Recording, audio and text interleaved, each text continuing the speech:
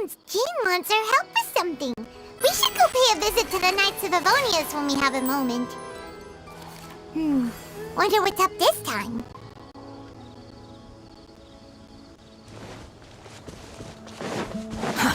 Too slow.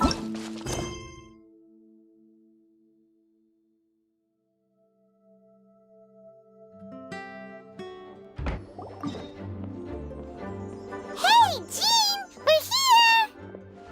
Ah, Paimon and the Traveler. I've been waiting for you. Whoa, looks like Jean wasn't the only one waiting for us. Klee and Kaya are here too. Oh, it's Paimon and Mr. Honorary Knight! It's been so long! Ah, look who it is. You've caught me completely off guard this time. But then again, it's always a pleasant surprise when you two show up. Guess we were so excited to see Jean again that we forgot to knock. I hope we didn't startle anyone. Wait a sec. You weren't talking about anything that we're not supposed to hear, were you? Hey, stop pretending like we're doing food deliveries. It's been a while since we last met, but I can see you two haven't changed one bit. Don't worry, we weren't discussing anything confidential. In fact, we were just talking about you.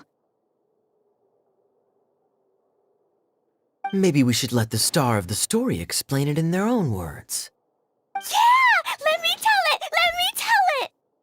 A few days ago, I was reading Todoko Tales in the solitary confinement room when all of a sudden, whoosh! A letter came flying in through the window. Flying through the window? How does a letter fly?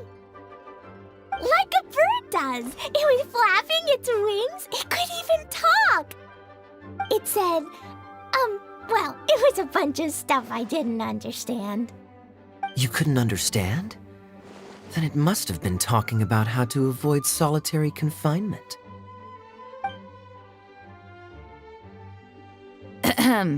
Kaya? Just saying.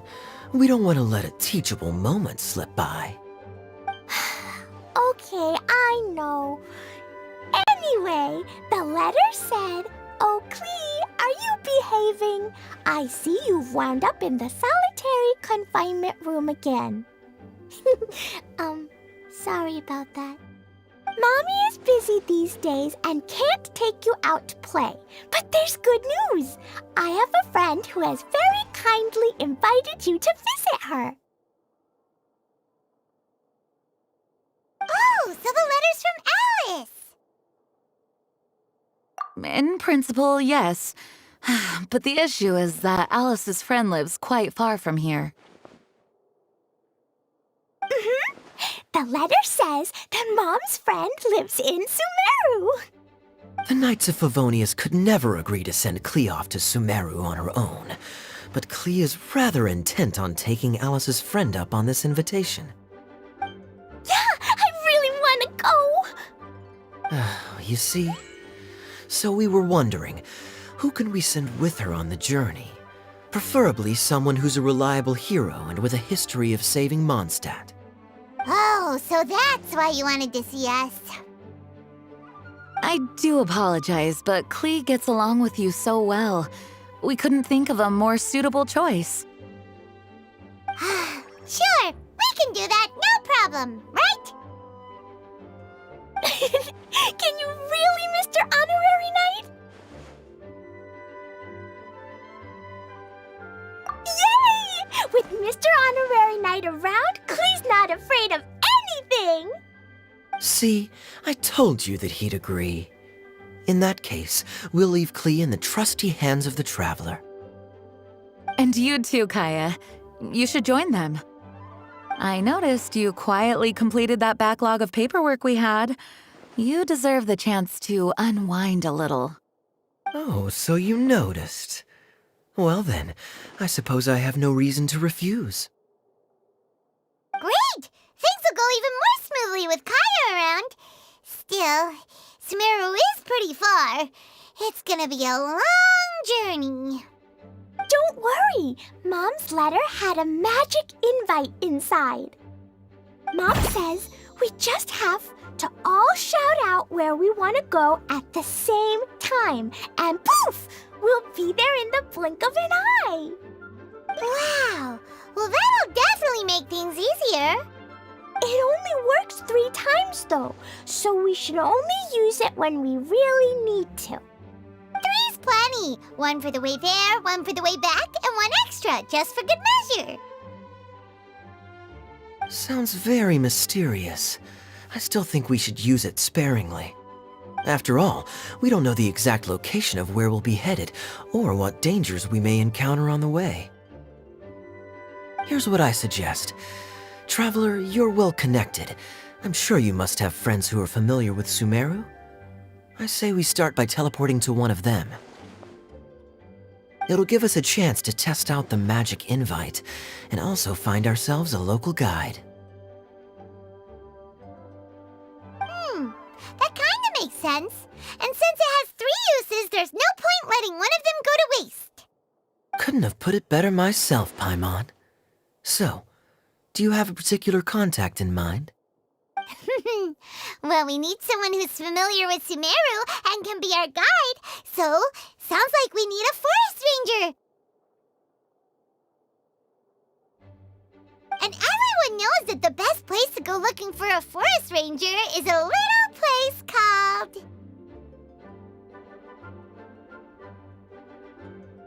That's the one!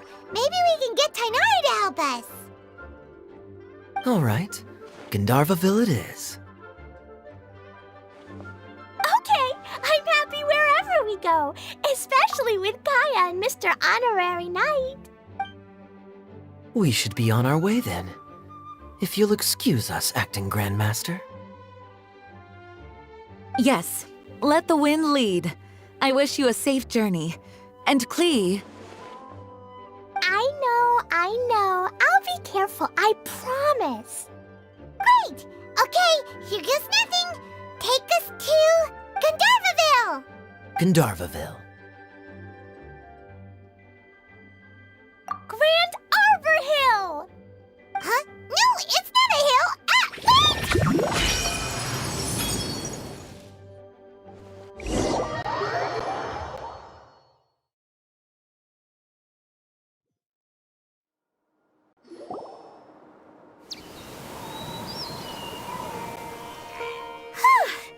We made it.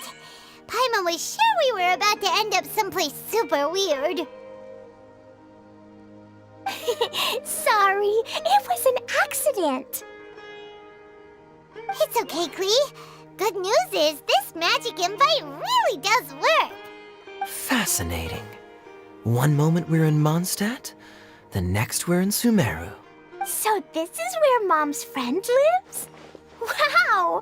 There are so many big flowers! Oh, and jumping mushrooms! Oh, you ain't seen nothing yet. Sumeru's full of strange stuff like this. Like, Huh? Paimon doesn't remember seeing one of those. Wait! Are you talking about Paimon? Listen carefully, Klee. Those jumping mushrooms are called fungi. They may look cute, but if you get too close to one, it'll try to hit you with its cap. Really? Okay, well, I'll hit it back with my cap. And then I'll hit it with the hood on my jacket, too. I'll definitely win if it's 2 hats against 1. As long as playing with hats doesn't escalate to playing with bombs. But Klee's our friend, so we should be able to convince her to keep this trip explosion-free. Right? Uh-huh. I'll be extra careful not to blow anything up. I mean, I'll try my best. Aw, that's very good of you, Klee. You're being very grown up today. Yep, I'm super grown up. I'm already the Spark Knight. Okay, Spark Knight. Well, keep up the good work, because very soon we'll be introducing you to a friend of ours called Tighnari in Gandharvaville.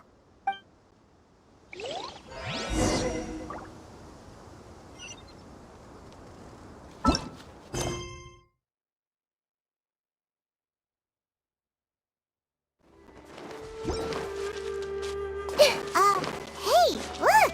It's Kale! Huh? And is that Eula with her? What's she doing in Gandharvaville? Everyone hold hands!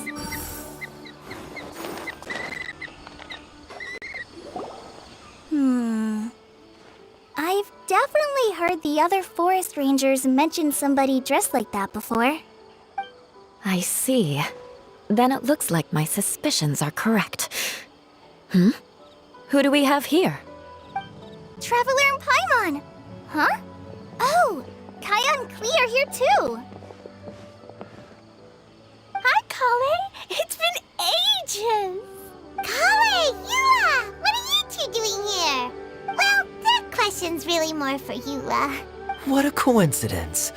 I didn't expect to run into a fellow Favonian captain this far from Mondstadt. How's the vacation going?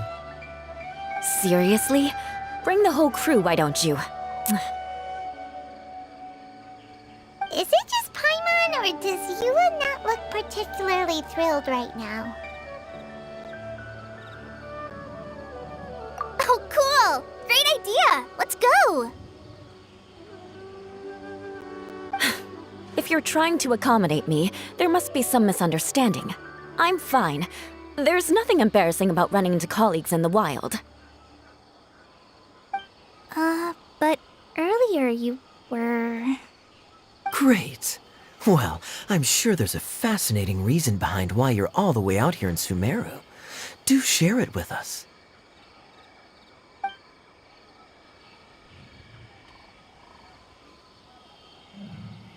If you must know, it's a little complicated. But simply put, I'm searching for a cousin of mine from the Lawrence clan. He went missing recently, and after searching his home, we found evidence that led us here. He appears to believe that somewhere in Sumeru lies the key to restoring our clan to its former glory. He came all the way to Sumeru for that? What was he going to do, enroll at the academia? I doubt he came here to learn. He's much too old to start getting a basic education now, and from what I know of him, I doubt he has any interest in intellectual pursuits. All he cares about is restoring his clan's honor. Nothing wrong with that idea in principle, but I'm not certain how fanatical he is about it. So, there's no knowing what lengths he might go to. As a knight and a member of the Lawrence clan, it's my duty to make sure he doesn't bring harm to others. Oh, if this is true, then your cousin is quite a man of action. Traveling alone to Sumeru from Mondstadt is no mean feat. Nor is daring to make me personally concerned about his safety. He has no idea what's coming to him. You know, underneath it all, Paimon thinks Eula's a really caring person. Yeah, she's the best! She brought me some moon pie last time. He is family, after all. Anyway, I will make sure to find him and escort him safely back to Mondstadt. Now, back to you. How and why did you all suddenly show up here?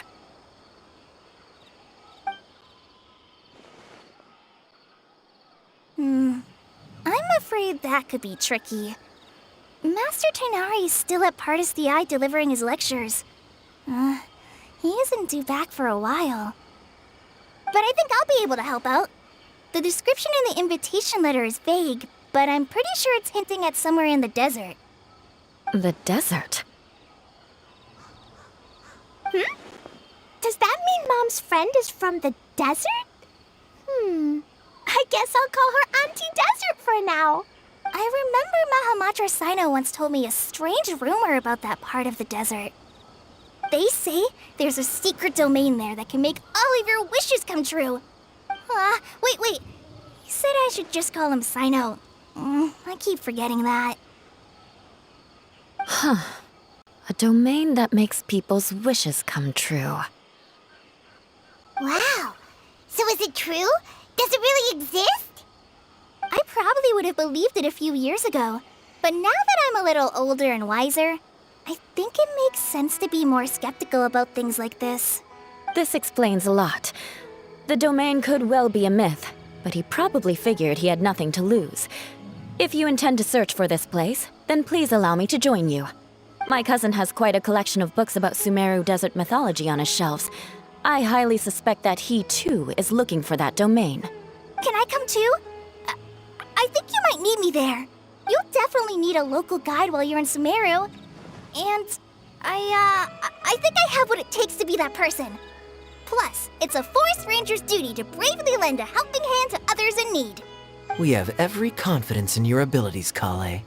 Our party grows bigger and stronger still. What say you to this, Captain Klee? I think it's super cool! I read in a storybook that on your own you can only have a drop of happiness, but in a group you have a whole ocean. So I'm sure Mom's friend will be super happy if I show up to visit and bring a whole bunch of friends with me. That's the spirit. In that case, let's get the magic invite to take us there.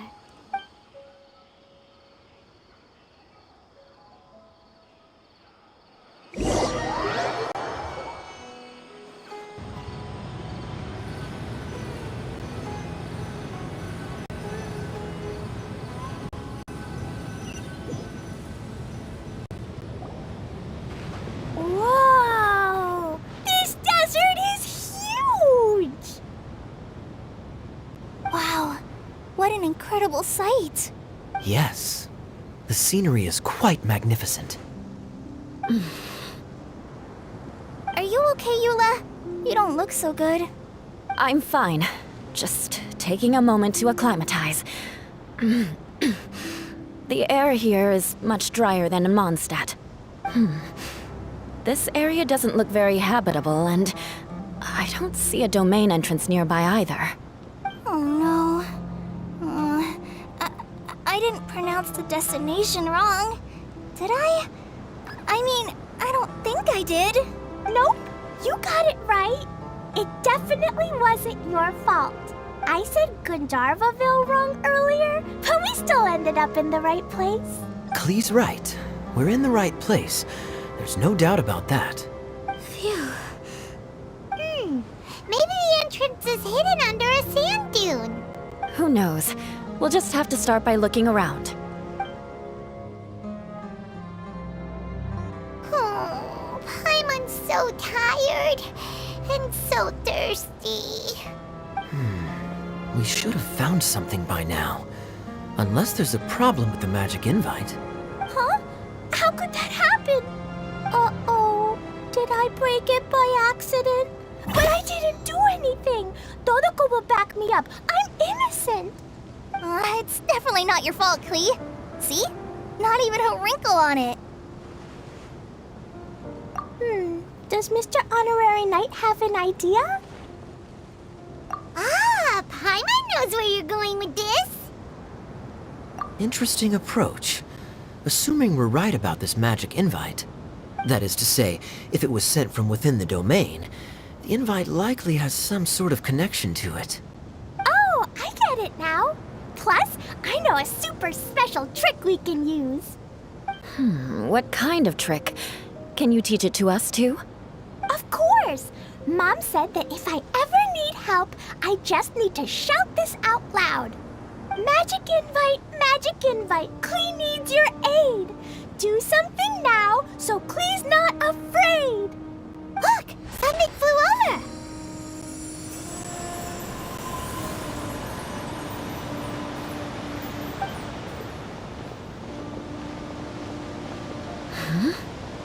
It looks like a bottle.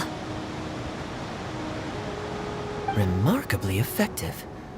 That's one trick I'll be keeping up my sleeve in the future. You should make a note of it too, Eula. Absolutely not. It's not my style. I suppose bottles are pretty common in Sumeru mythology.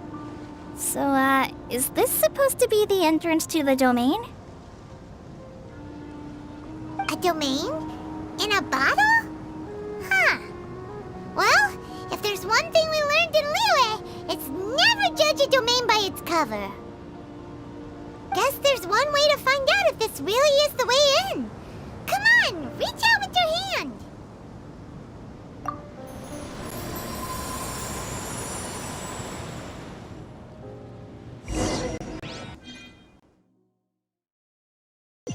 We made it! Oh, that answers that question. There's a path! I'm gonna take a look! Hey, don't run off and leave us all behind.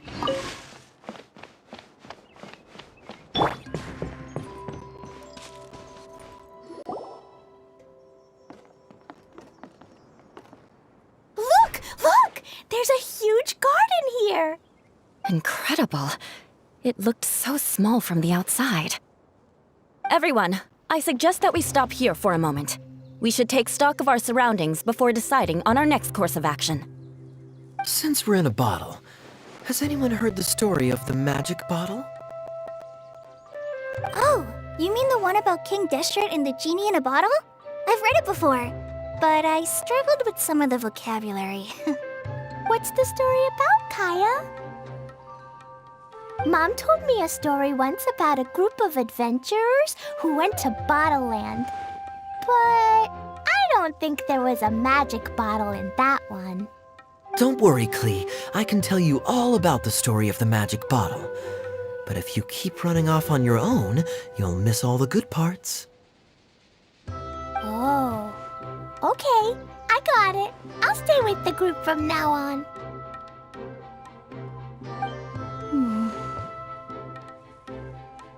You sense it too, don't you, Kale?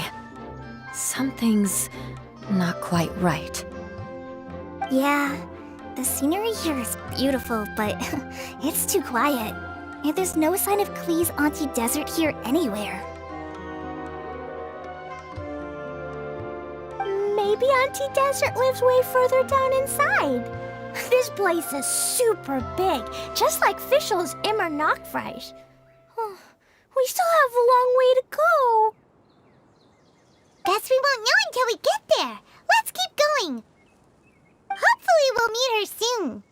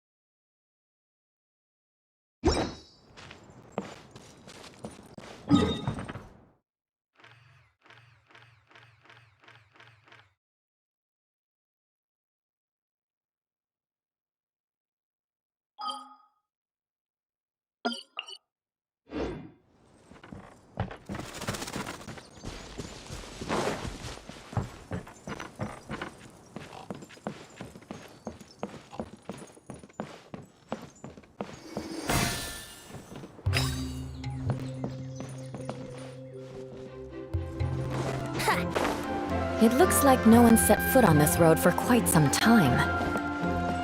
I agree. And the further we get, the more I feel like this place is a whole lot bigger than we imagined. Hey, there's something strange up ahead. Let's check it out. Thank Barbados. Wait a minute.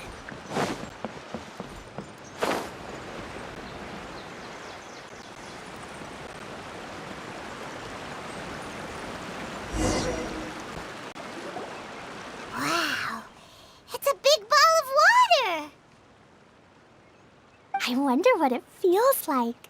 Can I touch it? It's so big that we could probably pass straight through it.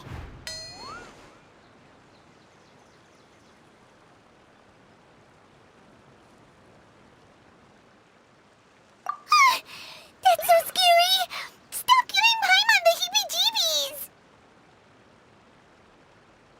let's not touch it for now. We still don't know enough about our environment. But we can't just do nothing at all, because then nothing at all will happen. I have a feeling that this could be the core that sustains this entire bottle domain. In which case, the moment we touch it, this place will instantly revert to its original size, with all of us still inside. Yikes! Okay. Paimon won't touch it. Kaya, are we really gonna get squished inside a bottle? Of course not, Klee. I'm sure the real core of this domain is hidden away in a very safe place. Somewhere like... over there, for example. I was so nervous that I didn't notice that big wheel at all.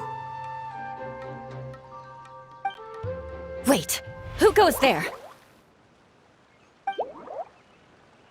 It's the water ball monster! Ah! The water ball monster is real! It doesn't seem hostile. In fact, don't you think it looks happy to see us? Really? You sure it's not gonna gobble up Paimon whole? I don't think it's hungry. Are you, Water Droplet? Oh dear. I don't know about anyone else, but I'm not understanding a word of this.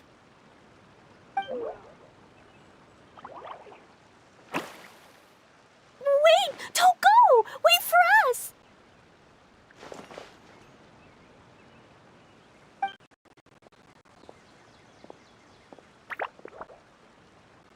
Why'd it stop?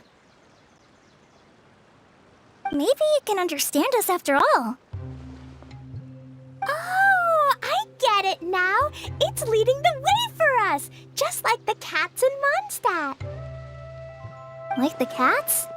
How so?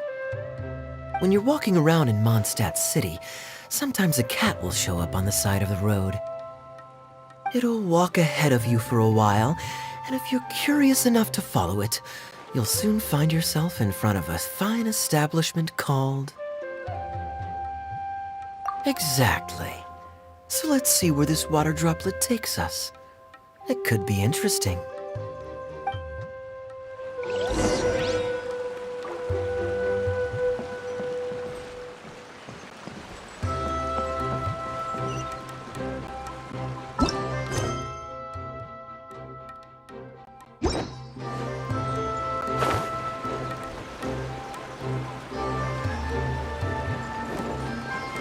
It went this way, right? Oh, hope we haven't lost it. Did the water droplet go into that cave?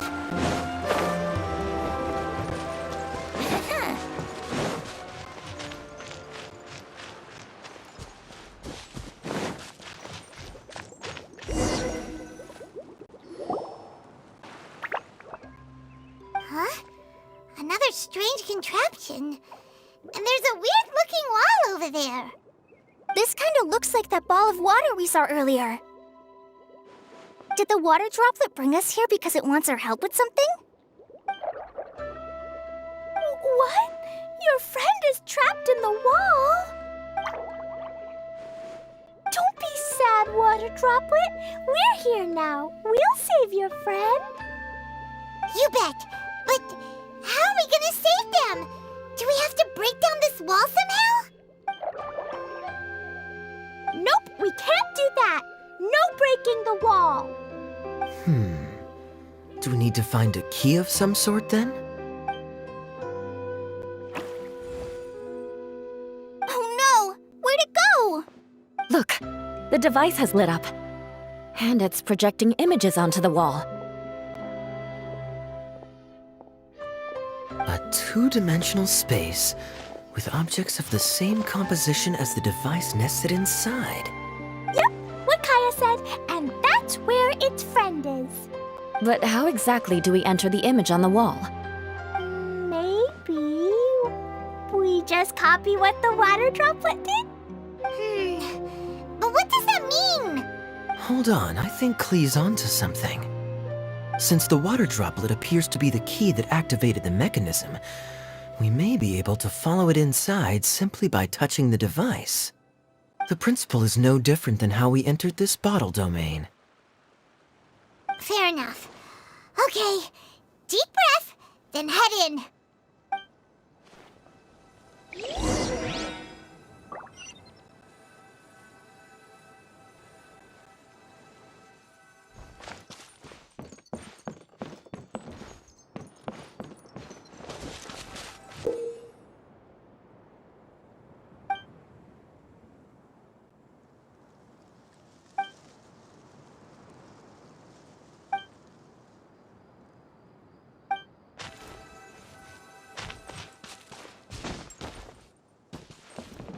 Aha! The box on the wall moved too!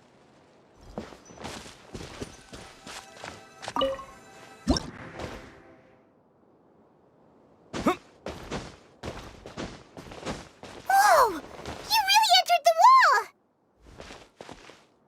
Wow, another water droplet just came out from the wall!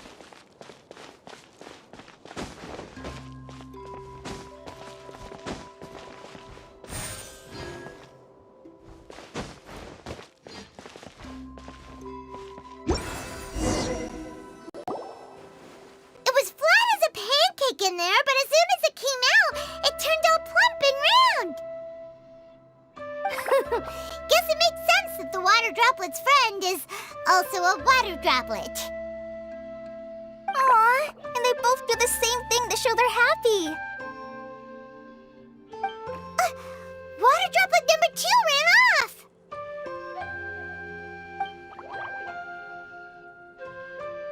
It's saying thank you, Mr. Honorary Knight. That was a huge help.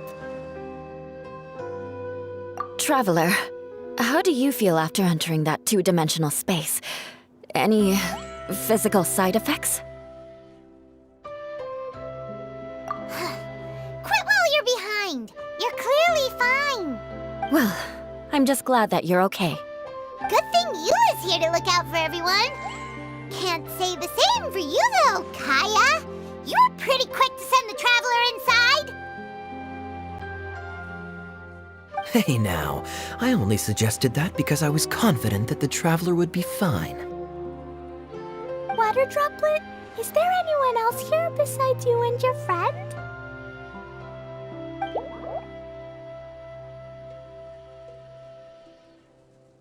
Yep, you know, anyone who looks like me or my friends.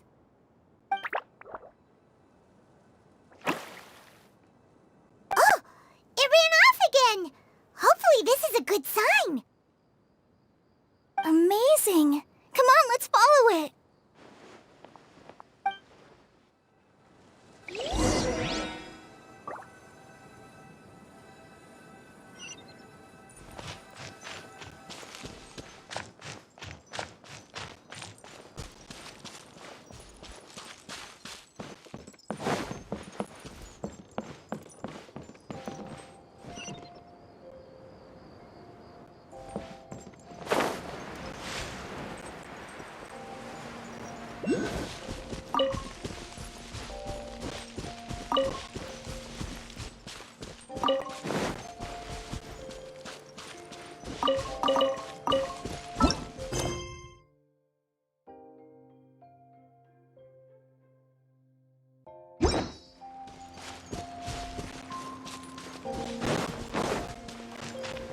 Wouldn't gliding be faster? It looks like there might be a town up ahead. Huh. Maybe more people live in this domain than we thought. And maybe that's where Auntie Desert lives.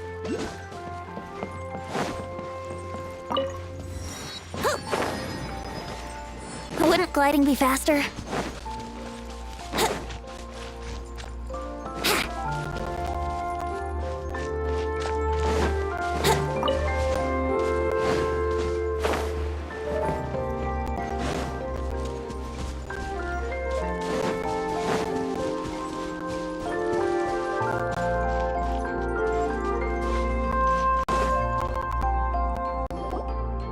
Itia, the situation is now critical. Our window of opportunity to fix this is rapidly closing.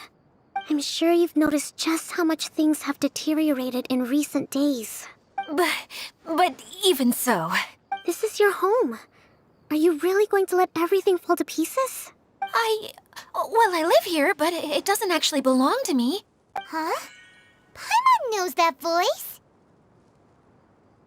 Anyone else who comes into this domain in the future will take one look at the ruins before them and conclude that this place was abandoned years ago. But just imagine how different things could be if you maintain this domain in perfect condition. Whoever sets foot inside would witness a magical wonderland.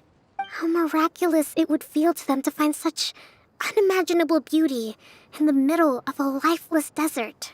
Oh, you're right, General. Truly, but... Act now while you still can. You have to stand up to this and break free from your despair. The most important thing is to have no regrets in the end. Well, no one chooses to have regrets, do they? But I take your point. I'll try my best to stop running away. But the question remains of where to begin. Paimon's figured out who it is. Is it Mr. Honorary Knight's friend from a faraway land? A divine priestess? What's that? Is it a kind of mage?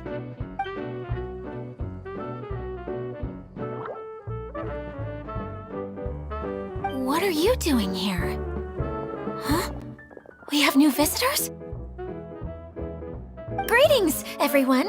This is the Valurium Mirage, and I'm the caretaker, Adia. I'm so sorry that you have to see this domain in its current state of disarray. We are actively working on repairs, and everything will be back to normal shortly. I hope. Greetings, everyone. I guess I should introduce myself too. It's all right. Just leave the introductions to me. I kinda wanted to say hello in my own way. But no harm done. I guess I'll let her do the honors. This lady is a visitor to the domain, just like yourselves. She is a formidable military general. Have any of you heard of Inazuma's Onmyo Chamber? What chamber? Onmyo Chamber. It's an elite training academy for gifted students of Onmyodo. Practitioners are divided into 4 classes, A through D, and assigned the power of Shikigami based on their mastery of the art. Wait. This lady famously led the Class D underdogs to victory against the Class A favorites in the final mock campaign before graduation. An astonishing feat that few in the history of the Academy have ever achieved. Hence, formidable general is no exaggeration. Isn't that right, General? What's wrong? Huh? Wait, so the favorites were beaten by the classy underdogs? Paimon's not completely following. That doesn't sound like the divine priestess Mr. Honorary Knight was talking about. Uh-oh. Did she just get caught lying in front of someone she was trying to impress? Or maybe she uses a different identity in her private life, and this is the first time her friends are learning about it. Seems kind of embarrassing, but also kind of cool. I guess having someone else to introduce you is a good way to make an impression. Maybe I'd fit in better with everyone if I had a title too. Some people call me a general, but it's just their way of showing respect. My actual name is Sangonomiya Kokomi. Huh? Oh no. Sorry, my mistake, General. Call me whatever you like, Idia. The only important thing about names is knowing who's who. Oh, I get it now. It's like that story that Mom told me that time. Clegan explain. So basically, in the story, a big group of people go on an adventure to Bottleland. One of them's called the King, and some of them are called Knights. So, Miss Sangonomiya must be the super smart one who solves all the problems in the story. What's the... Perhaps a sage? Indeed. Wisdom is an important attribute found in military generals. Okay, well, I'll just call you that. Miss General it is. Fine by me. Sounds really cute, coming from you. At least, cuter than my pen name, that's for sure. Well then, how should I address the rest of you? How could I ever forget you? But what about these esteemed ladies and gentlemen accompanying you? I'd be delighted if you could introduce me to them too. Wait, Klee wants a title too. Okay, got it. Klee wants to be a mage, the kind that flies around everywhere. Da da da! Whoosh!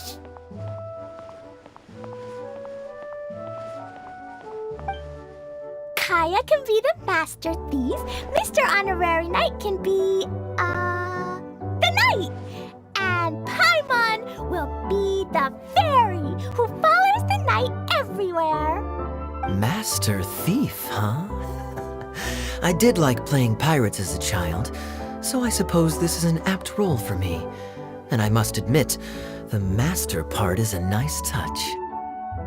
Hold on a second. Are you saying the position of knight is now filled? Yula can be the sword master who can cut through anything and also gets to wear a super sparkly cape. That's more like it. And Kale can be, the healer.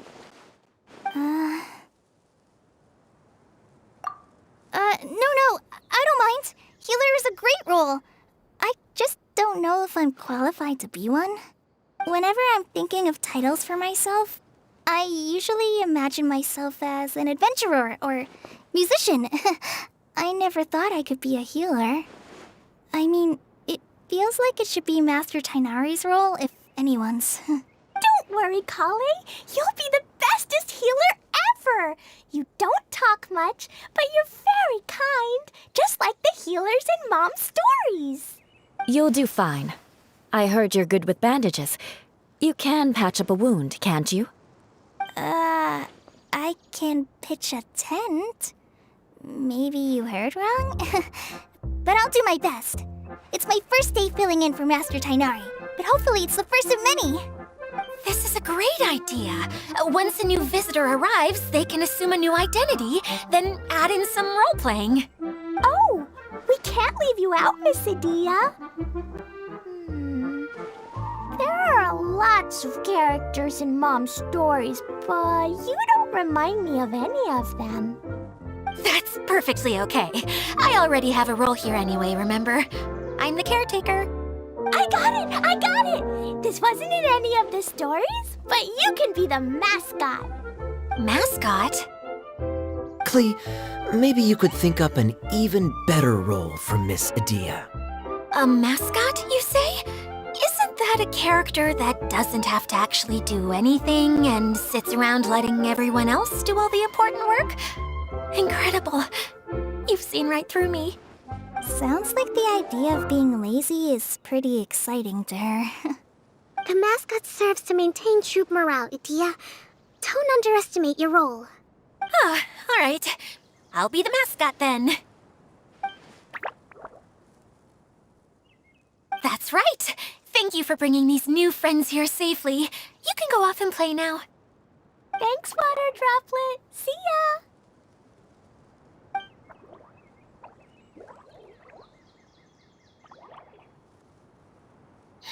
Water Droplet? Is that your pet name for it? I suppose it's as accurate a nickname as any. We keep getting sidetracked, but I believe you were saying something about being in a difficult predicament. Is something wrong with the Valyria Mirage? Oh, yes, about that. I'm afraid the entire domain has recently sustained some significant damage. It was as if the whole world was suddenly flipped upside down. A few components went missing from the core, which sustains the domain, and the impact cascaded out from there. Needless to say, many things in the Valyria Mirage have now stopped working. Just days after I agreed to let my friend's daughter come and visit too, When she gets here and sees the state this place is in... Oh, so you're Mom's friend? Hi, Auntie Desert. I'm Klee. Here, I brought the magic invite, see? Huh? Wait, so you're... Look how dilated her pupils are. She must be very surprised. Yeah, and not in a good way. Mom's the one who sent me here. She's the strongest mage ever. She said that her friend lives in the desert. You live in the desert, so that must be you. Right, Auntie Desert? Ah, I see. So being a mage runs in the family. You're Alice's daughter? Oh, I just want the ground to swallow me up right now. Wait, that's it. I'll hide myself away in the core of the domain. Hide there until this all blows over. See you all in 100 years. Idia's really going through it. She's like a shriveled little forest fungus, hanging its head in shame. Kale? That's a harsh analogy. Where'd all that come from? Don't worry, Auntie Desert. Klee's here to help you. And all my friends will help too. Just take a deep breath. And then another deep breath. And all your worries will fly away. Yeah, don't you worry. Sir Mix-a-Lot over here has a good track record with this kind of thing. Well, I'm useless. But it looks like that won't matter with all you capable people around. Fantastic. Don't put yourself down, Idia. You're great too. Thanks for your encouragement. Anyway, for the time being, please talk amongst yourselves. That'll give me some time to think things through and maybe make a start on, delegating.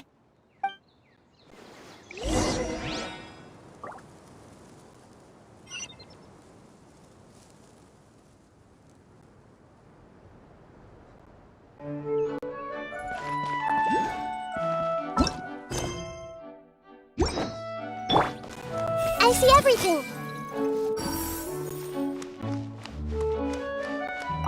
Hi, Miss General.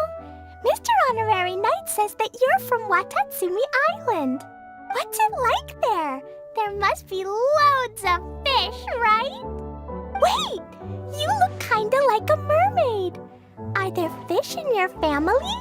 Oh, sorry to disappoint you, Miss Mage, but I'm just an ordinary human. I have lots of great stories about Watatsumi Island, though. Come on, let's enjoy the scenery while I tell you all about it.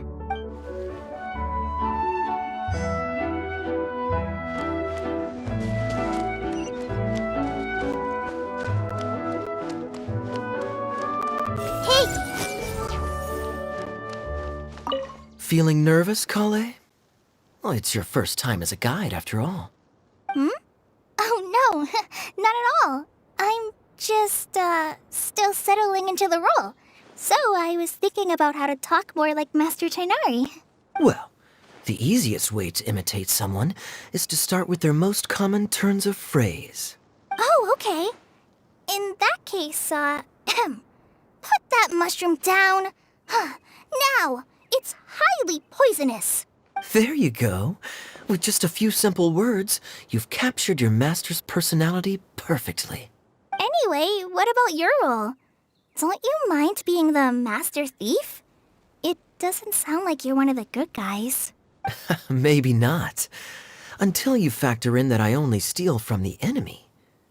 I think that's enough to make me one of the good guys. Don't you? Oh!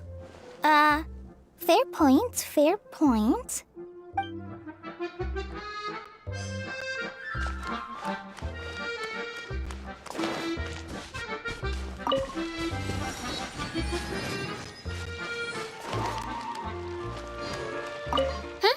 Who else has visited the Veloria Mirage recently? There was someone from the academia who came not long ago. A Kasharawar scholar. Blonde hair. Architect, I think. He was a huge help and redesigned many of the buildings here. Although he was always grumbling to himself, he was extremely diligent in his work. What a kind person. I could tell that was a sensitive soul. A lot like me.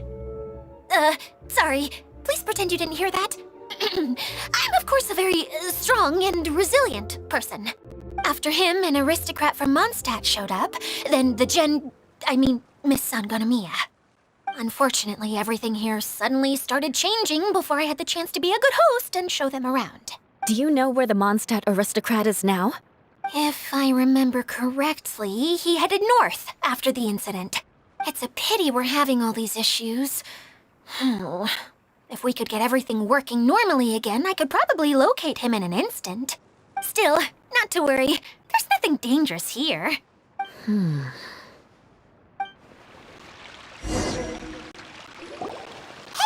Idia, you got an update for us? We've all caught up with each other. Very well. Then please allow me, Idia, your mascot, to explain exactly what's happened here. Basically, this entire domain is powered by a device called the Central Hub, which you all saw earlier. But following a major incident, several key components from the Central Hub came loose and went flying. 4 components, I believe, which has caused the Central Hub to stop turning. Oh, so that thing's supposed to spin? Yes, it definitely shouldn't be frozen still like it is now. At least, that's not how it was when I first got here. Oh, I've done such a terrible job of taking care of it, it's so embarrassing. Hey, everything's gonna be okay. So, we need to fix the big wheel up there. And to do that, we need to find the missing parts. Right. I do know where one of the parts is. It landed not too far away. But the rest all landed in different areas. I'm afraid you'll have to go and look for those. Now, as the caretaker and your mascot, I shall announce your respective adventure duties. You can just be yourself if you want. No need to force the whole role-playing thing. Oh, I see.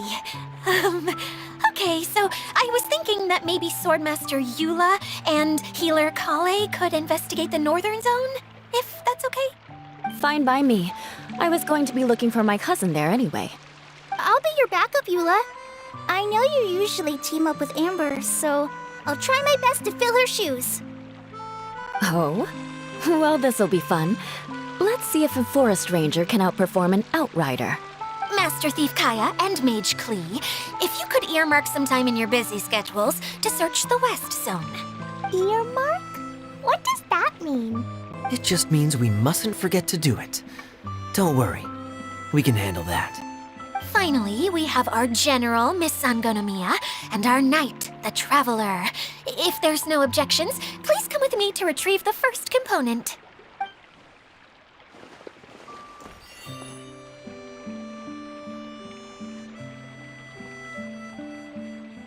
Wow, spoken like a true knight. Then, for my part, my strategic mind is at your service. All right, well, if anyone finds anything, come back here and we'll regroup. Please take care while you're out on the road and look after each other, especially our little mage here. You got it. I'll take extra special care of Kaya. I'll be on my best behavior. Okay, we'll leave it there for now. You two, please follow me. I remember seeing it just behind the Central Hub. So, how come you didn't bring it back when you first saw it? I'd have been more than happy to, if this one component was enough to fix the whole domain. But with 3 other components to find, I suddenly felt overwhelmed by how much work needed doing. Paimon kinda gets that. Taking the first step is always the hardest part.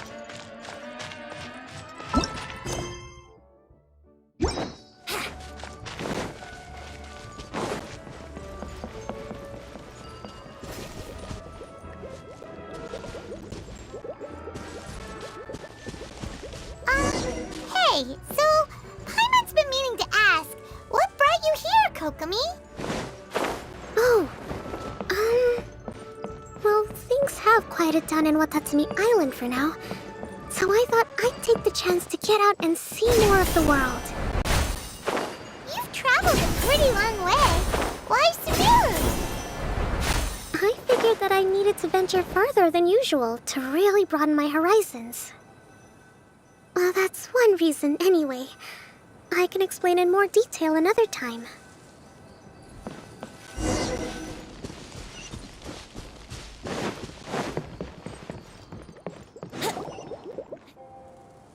Okay, this is the spot.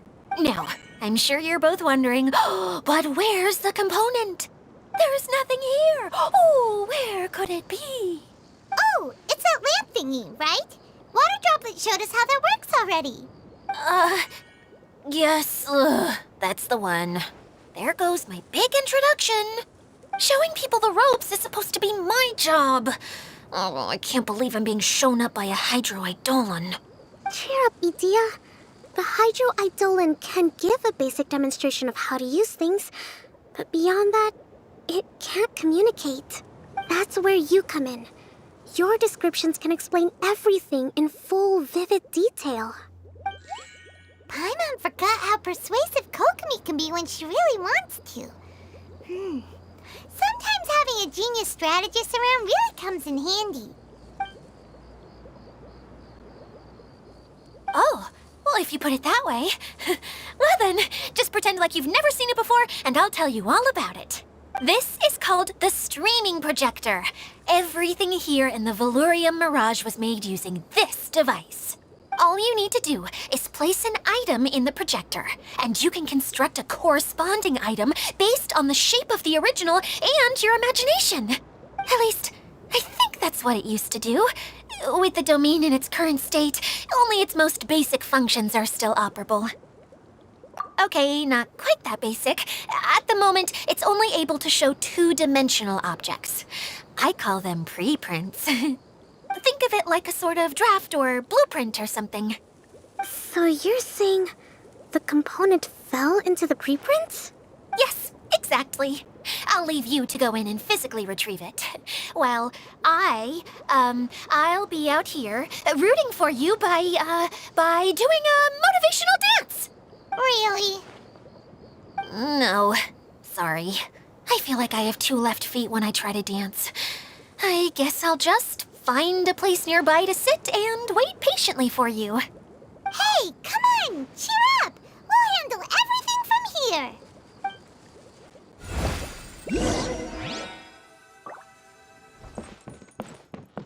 All you need to do is touch the streaming projector, and you'll enter the world of preprints. Oh, don't worry. It's not dangerous. Grow!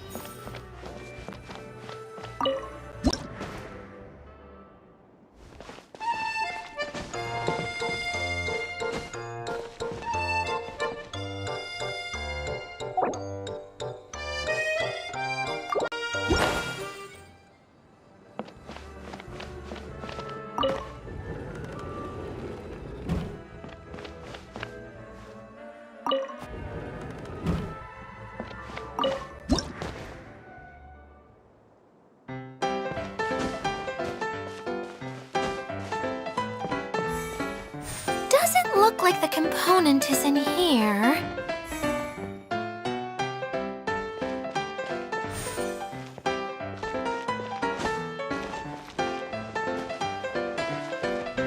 Yes, that's the one! Now you just need to bring it back out.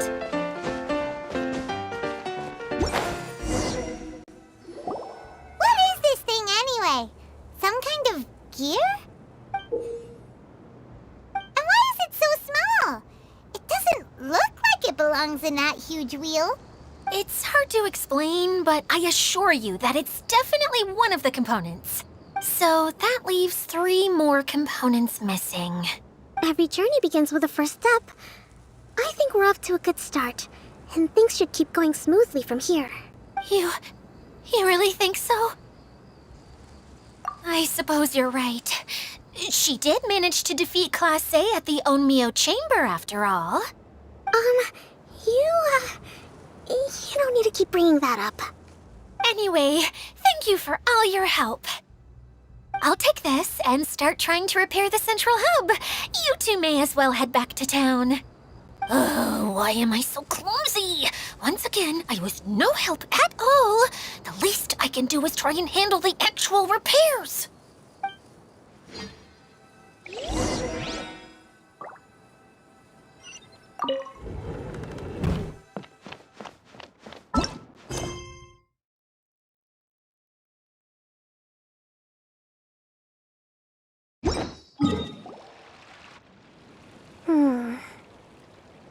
What's wrong, Kokomi?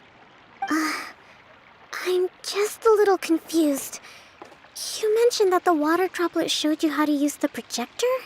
Can you tell me a little bit more about that? I'm so curious to know what happened. Oh, sure! I see. Hey, look! The wheel is spinning now!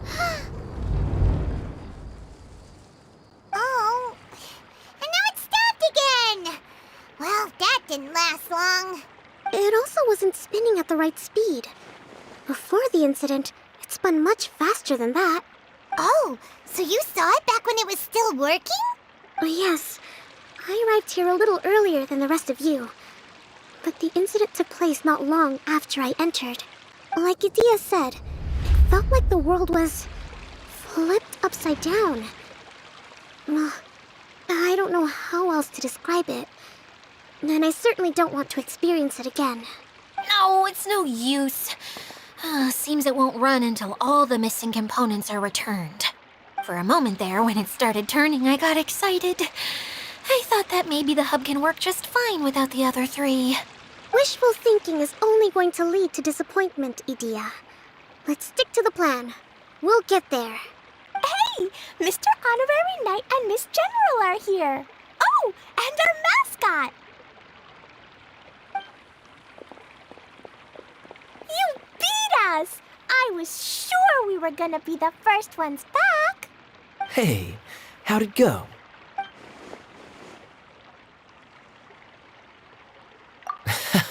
Impressive. I doubt you'd find many other knights of such caliber even among the Knights of Favonius. How about our master thief and mage? Did you find anything? You bet! We made a huge discovery. The place we were trying to get to was blocked off. We couldn't see anything past it, and there was no way around. But then, just now, a huge canyon appeared out of nowhere, so we hurried back here. It appeared just now? Come and see, Mr. Honorary Knight. Let's go on a canyon adventure. I'll sit this one out. I'm beat after trying to make those repairs. I need to take a break. Miss General, you should come too. You can hide behind me and give me smart advice while I protect you. Wonderful. It would be an honor to serve as advisor for our young mage. Let's go!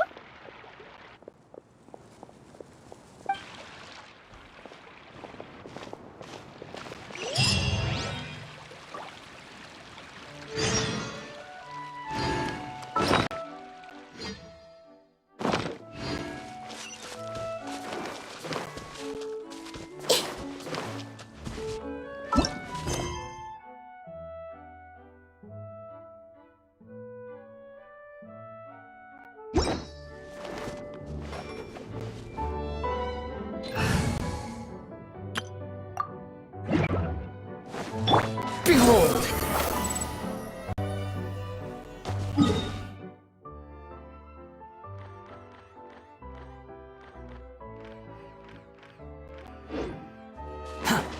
Quick, follow me. Here it is! Here it is! See? This canyon wasn't here before. Just before the canyon appeared, I heard a faint sound, like something mechanical turning.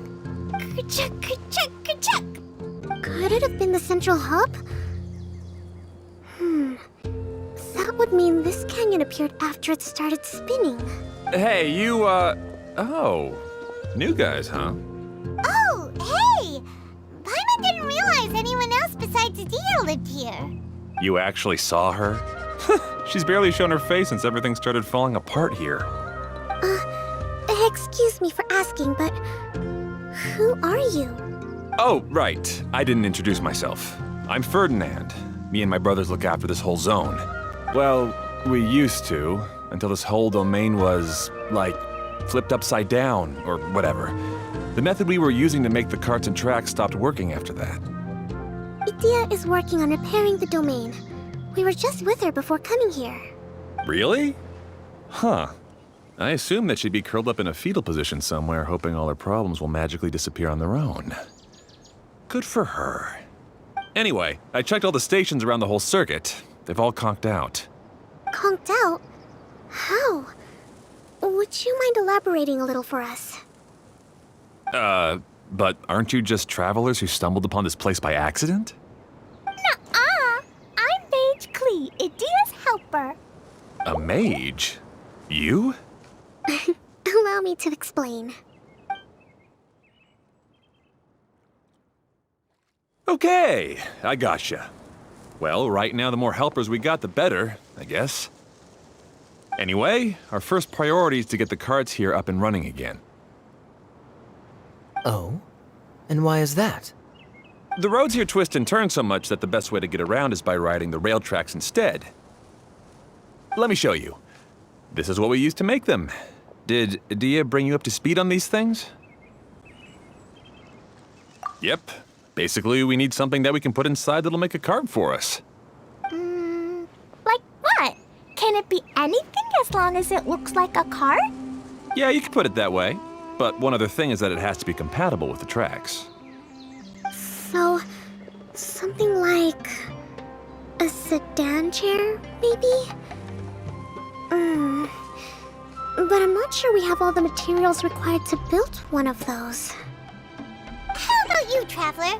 Any ideas? What kind of a suggestion is that? That would be way too complicated to make. Yeah. Sorry, I don't think we have the right materials for that. Really? Hey everyone, come and see what Klee made. Ta-da! Look, I made a cart. Wow! Amazing work, Klee! Whoa, it fits the track like a glove too. Plus, it's a heck of a lot cuter than the ones Idia made. I just wanted to give it a try, and suddenly, boom! There it was! Paimon's gotta ask, what exactly did you make your cart from, Klee? I used Jumpy Dumpty. Aha! Thought so. Is there a problem or something? If not, then let's get ready to leave. It's just... this cart is made from, It's a bomb or something, isn't it? Yeah, I gathered from your conversation that Jumpy Dumpty is a little more volatile than the cute name suggests. It's okay, though, because the end product only takes on the general look of the source material. So to be more specific, while different materials have different properties, most of them aren't transferred to, It's okay! No need to delve into the theoretical stuff. Paimon just wanted to make sure we aren't about to end up like the, flying fish of Starfell Lake. Huh? Can we ride the cart now? In a moment. We need a hydroidolin to power it up first.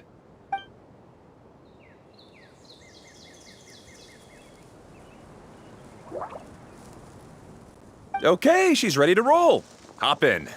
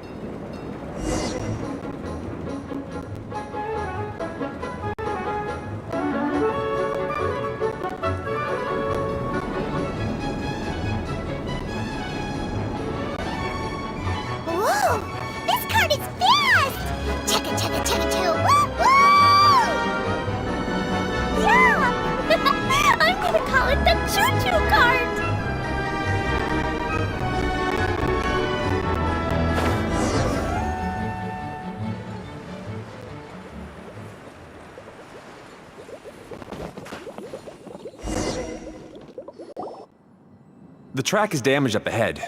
We need to make some repairs before we can go any further. Yep, looks like it's all reverted to a preprint state here.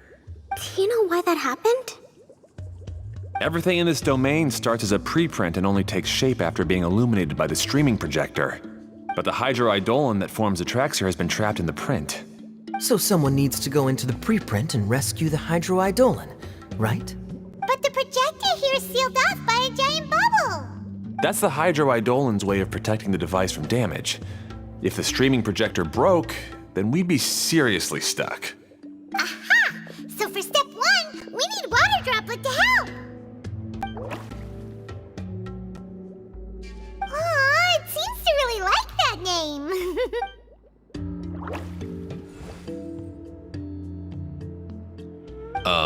Any volunteers for step 2? Leave that to us. We know what to do.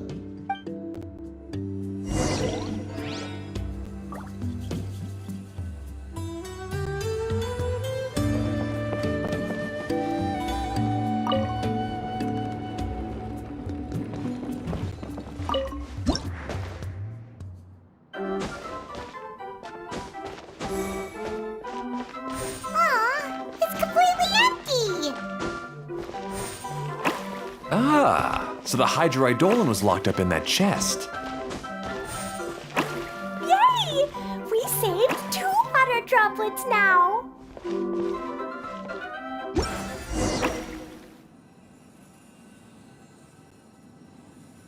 Whoa! Water Droplet just transformed into some new tracks! Good. Let's keep going then.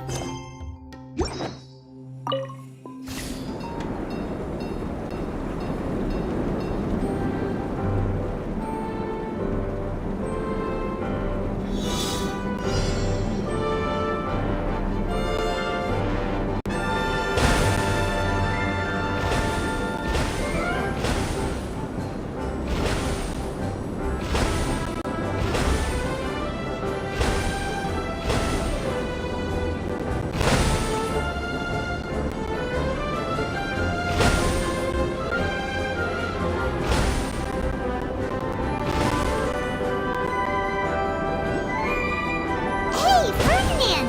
You mentioned that you managed this place together with your brothers. Did you mean that your brothers are water droplets? No. The hydroidolins are like helpers here. As for my brothers, well... those two. You'll meet them soon enough.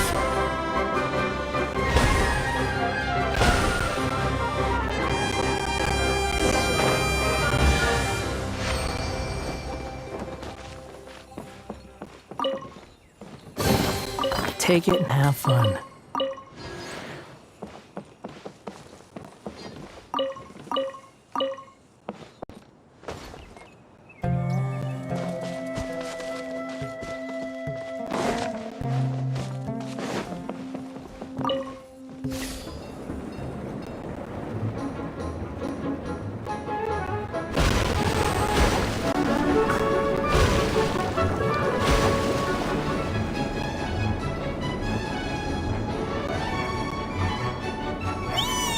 Look!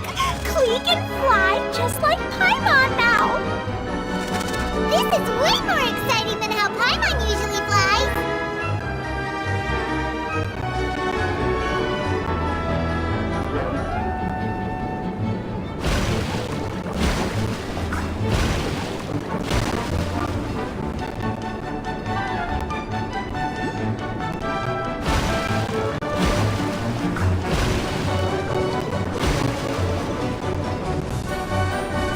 Seems we've just about finished repairing the station and the connecting tracks. Let's go check the track switcher now. It's over there.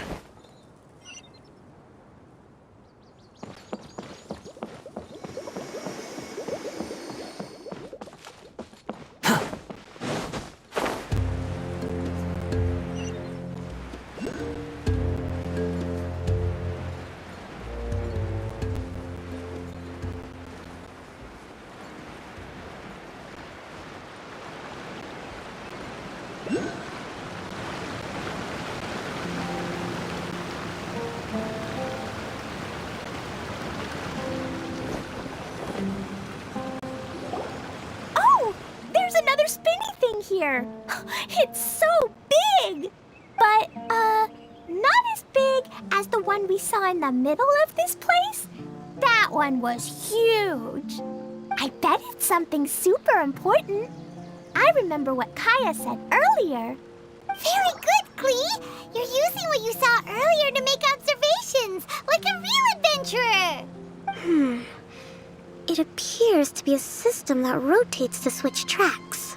That's right. Originally, all you had to do was flip this switch and the junction would rotate.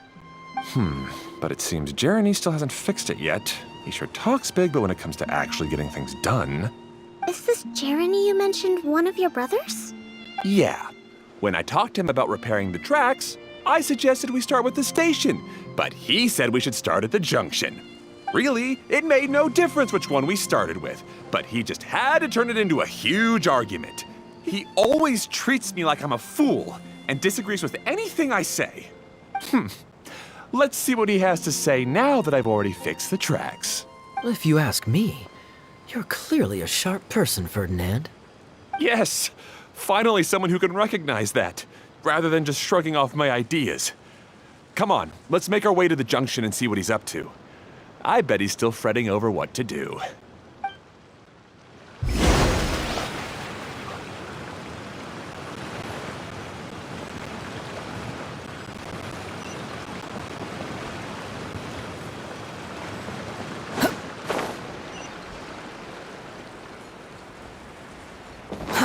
Too slow.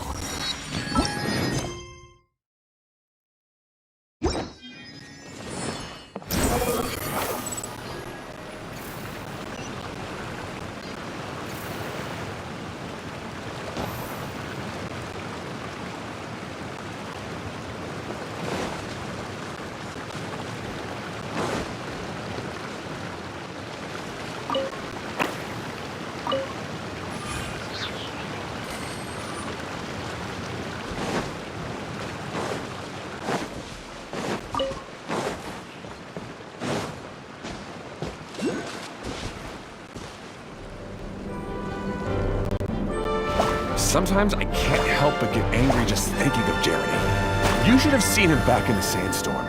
I suggested we go east, and he argued that we should go west.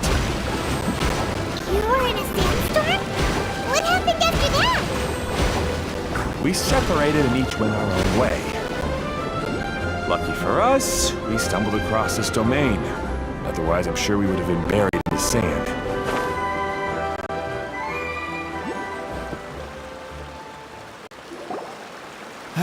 Everything will get better once we get the switcher working again.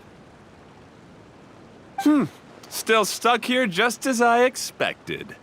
Well, did you make any progress? Didn't I already tell you? Just have the hydroidolins fix the junction and then make a new cart. After that, we can use the junction to... Wait a minute, how did you get here? It took a lot of effort for me to climb all the way up here. The answer is standing right in front of you. Yeah, sure. Those travelers must have helped you. You never get anything done on your own. You always get someone else's help and then try to take the credit for yourself. You're one to talk. What have you managed to accomplish, huh? You were here just moping around all day. Whoa. They started arguing the moment they saw each other. But aren't they supposed to be brothers? Me? His brother? Hardly. All right, Jeremy. That's enough. Fine.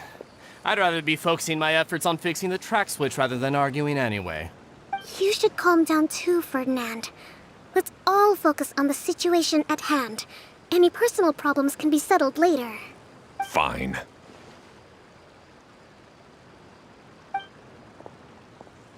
I'm sorry you had to see that. My name's Jeremy. I'm one of the people responsible for taking care of this area. I assume you're the ones who helped repair the tracks. Thank you very much. It means a lot. No need to thank us. We're just trying to help Edea restore the domain. I see. Now that you and Ferdinand brought the cart up here, we'll need the hydroidolins to fix the area below. Them again, huh? Seems the hydroidolins are really important around this place. Yes, of course. Not only do they keep the junction turning, they operate practically everything else in the domain too.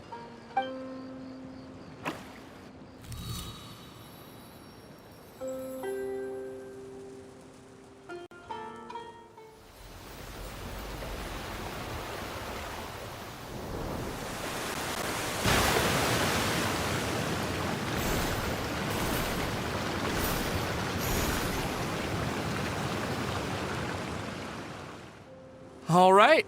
Seems most of the tracks and junctions have been repaired now. Yep.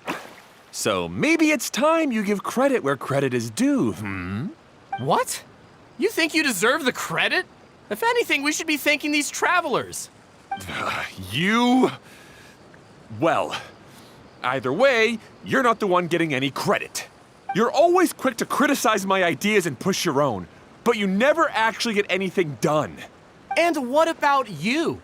Don't forget it was Hado and I who took care of the mess that one time you impulsively tried one of your brilliant ideas. Speaking of Hado, wasn't he with you? I left early this morning. I assumed he'd be with you. Seriously? Couldn't you have at least looked to see where he was before you left? Hey, come on! You didn't see him either, so what's your excuse?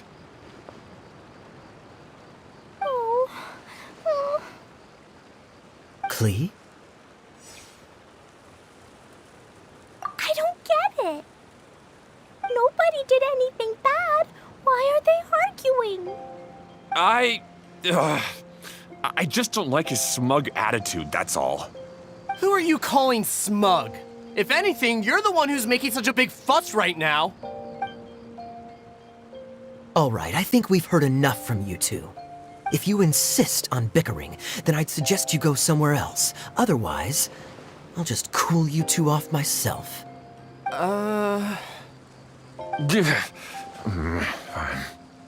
Now, come with me. I'd like to have a word with you. Phew. Don't be upset, Klee. There are many complicated situations in this world which don't always have a logical explanation. As a passing traveler here, it's not my place to comment on their disputes. But in my experience, family issues can be the toughest to resolve. Seems you don't like dealing with this kind of thing either, Kokomi. But it's still not right. I don't know how to explain my feelings. I'm sorry. We've calmed down. You shouldn't argue in front of a child like that. We're sorry, Klee. It's okay. Back to the topic at hand. Weren't you about to go look for your brother Hado? Ah, right. Our best guess is he's somewhere around the torrential twister. We would have to use the junction to send the cart to another area. Sorry to trouble you again, but would you help us find him? Oh, all right. Hey,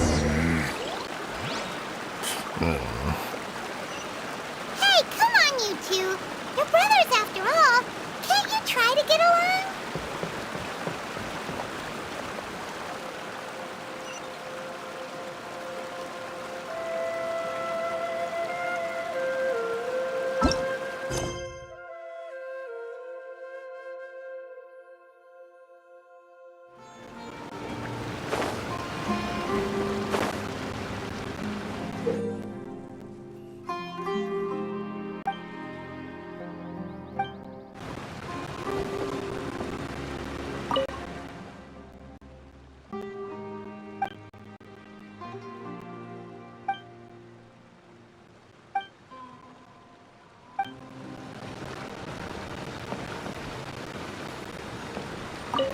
Okay, this is the end of this track segment. Otto should be nearby.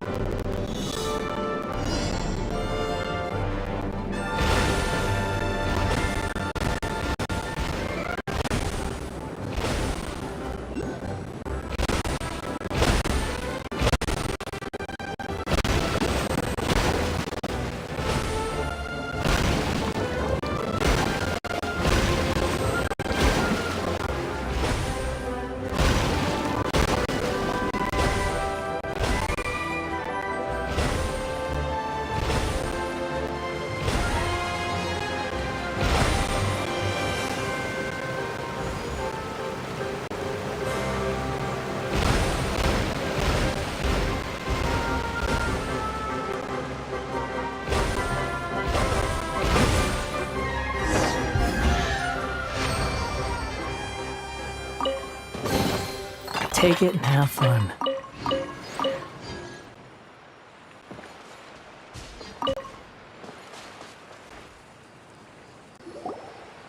Ah, I guess you had repaired the tracks and stations as soon as I saw a cart come zipping along.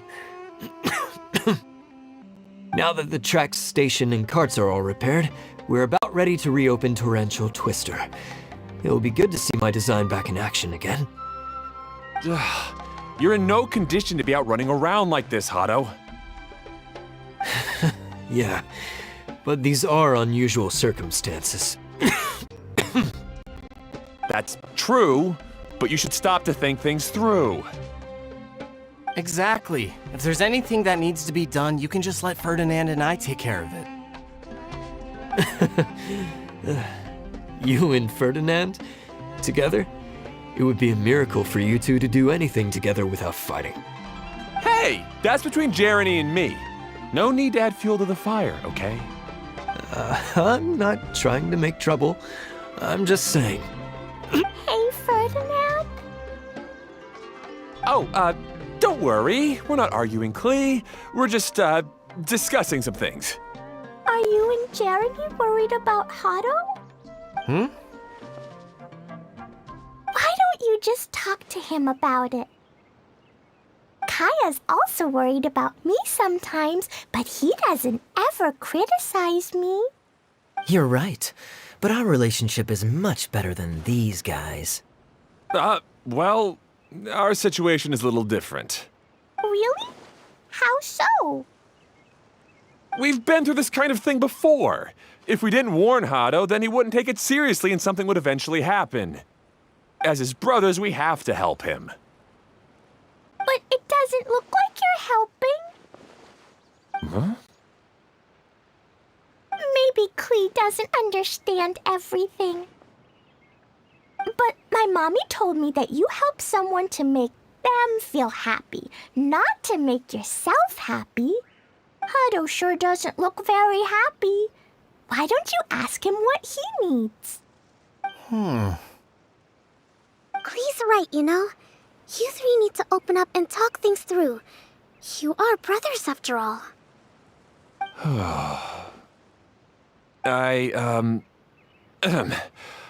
I've always cared a lot about you, Hado. Just like when we were back in the desert. You suddenly passed out and Jeremy and I started arguing. Eventually, all three of us ended up in this domain. I'm just worried that something similar could happen again. If you were to pass out and with nobody around to help you... I know, but this domain is nowhere near as dangerous as the desert. I was thinking that if I could handle these problems myself, then you two wouldn't have to argue about anything.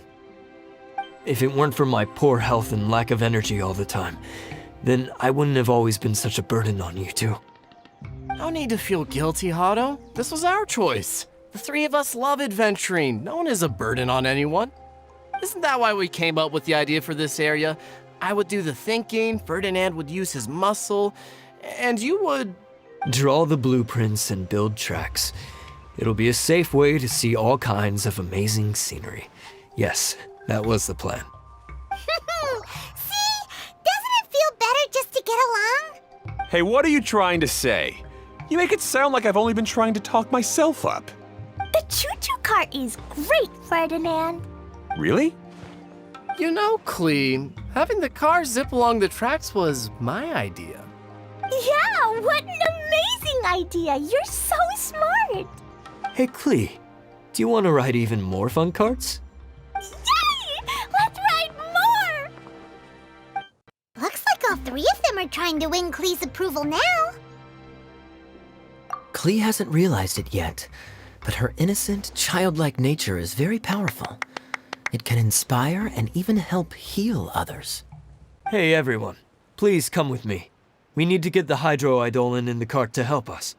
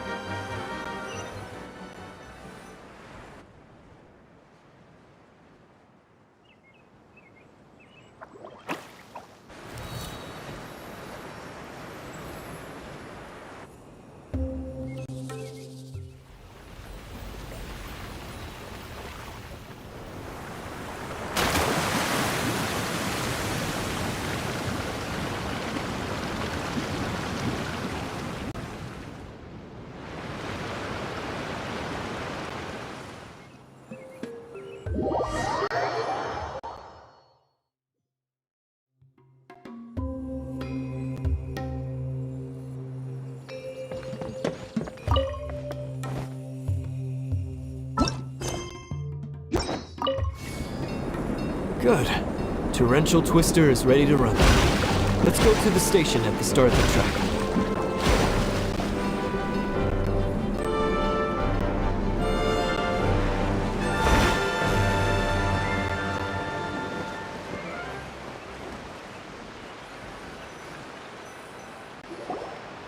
Hato and I have double-checked everything. It's all operating safely. You can go for a ride now. Hold on a sec. Before we say goodbye, I have something I'd like to give you all. It's a rock climbing rope. We used it on our adventures to climb mountains and traverse many places. Huh? But doesn't it mean a lot to you? Are you sure you want to give it to us? Yes, of course. Please take it. Thanks to Klee and everyone else's help, we realized that there's a special bond that keeps us together. Even though it's invisible, it's even more important than rope. We can always hold on to it through tough situations. Huh? I helped? Yes, Klee. You are a big help. Even bigger than that huge thing in the middle of this place? Yes, much bigger. Wow, that's huge! I'm so happy. By the way, have you ever seen anything like the choo-choo cart in the outside world? Nope. Today was the first time I rode anything like it. Is that so? I guess I'm not surprised. Seems you won't find Torrential Twister anywhere else.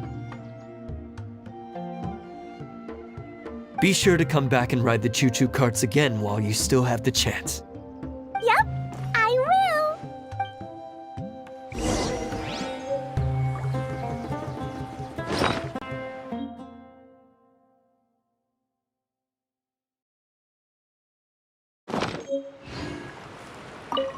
Be sure to come back and visit Torrential Twister again. I hope you enjoyed it. Hey, imagine if we could build our tracks all over the world. Traveling would be so much easier.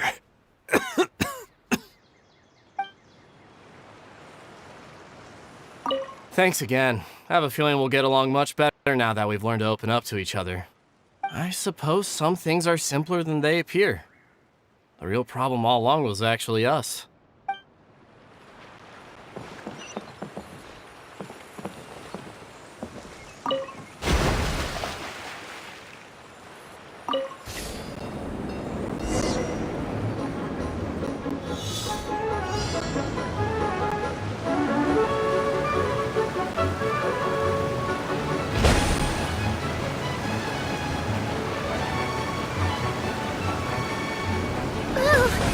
This is even higher than I expected. The drops are pretty steep too. Are you okay, Kokomi? If you're scared, just yell and let it out. We won't tell anyone. What happens in the bottle domain stays in the bottle domain.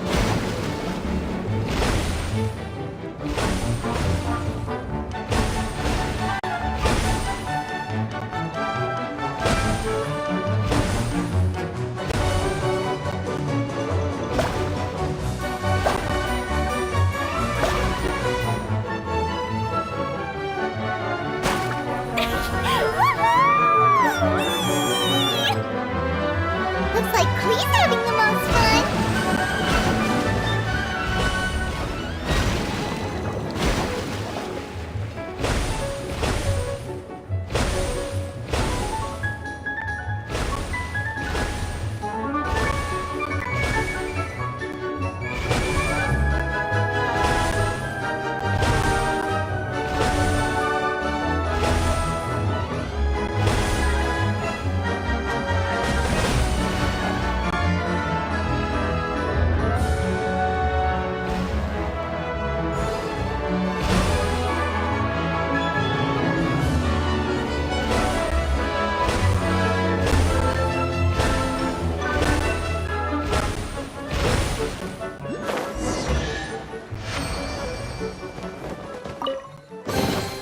Unnecessary.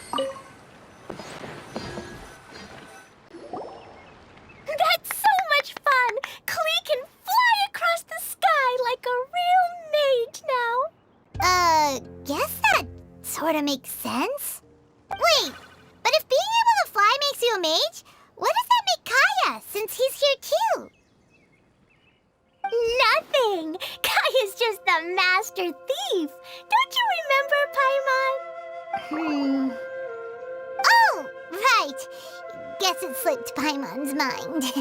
Sorry to bother our young mage, but there's something a master thief would like to report. Do you still remember our mission? Uh-oh. I was having so much fun that I almost forgot. We're supposed to be helping Adia look for the missing components. But don't worry, I've already got one. You mean you snatched it when we weren't looking? I didn't have to go that far. In fact, the component we were searching for was actually that orange rope. If anything, you could say it came right into our hands at the right time.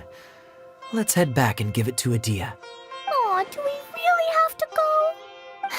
Okay. Even though I want to keep playing, I know Adia is really important. That's our wise mage. Don't worry.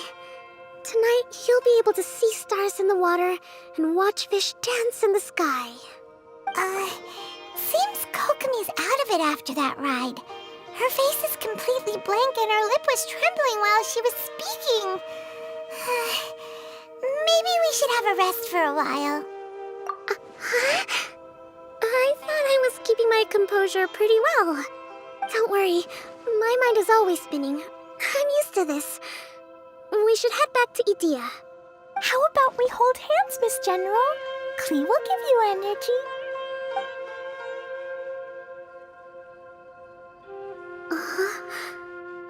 After holding Klee's hand, the stars in the sky and the fish in the water have all disappeared.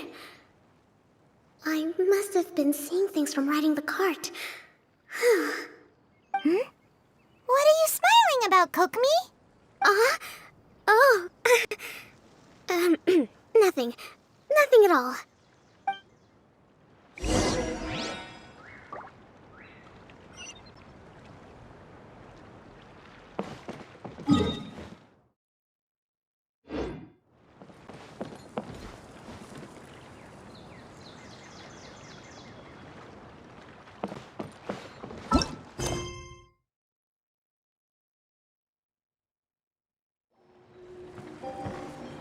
Welcome back! Well, any good news? Oh, don't tell me! You've taken care of all the problems and now I don't have to do anything? Yeah, we even rode the choo-choo cart. Do you want to come ride too? But maybe you'll have to wait till tomorrow. I'm a little tired now. Seems she had a little too much fun and now she's about to crash. I think it's time for a rest. Good idea. I think we could all use some downtime. Thanks for giving me some energy, Klee. Then we'll see you later. Bye, Mr. Honorary Knight. Bye, everyone.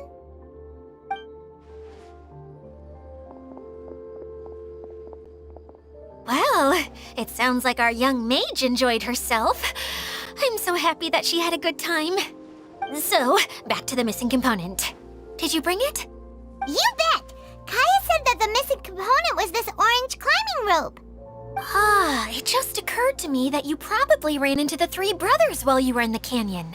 If I remember correctly, the two eldest brothers were taking their sickly younger brother on adventures when they ran into a sandstorm and ended up here. They were all arguing with one another when they first arrived, but it wasn't long before they broke down and were huddled together in tears. They sure must have a lot of energy to keep up their bickering and adventuring every day. I'm a little worried about them, yet quite envious of all that energy. You almost sound as if you're reminiscing about old friends, Idia. Yes, I've known them for quite some time after all, but I seldom go to that area. You can hold on to the rope for now, Traveler. I have no use for it until we have the other components. By the way, Eula and Kale have also returned, but I'm afraid they weren't able to make much headway. They mentioned that they would like to head to the jungle north of here, once you have all rested up. Now that I've told you everything, I'll go rest. I mean, I'll go and check on the situation in the remaining 2 areas. Do you need me to accompany you? Oh, no, it's all right. You've already accomplished a lot today. You should rest up.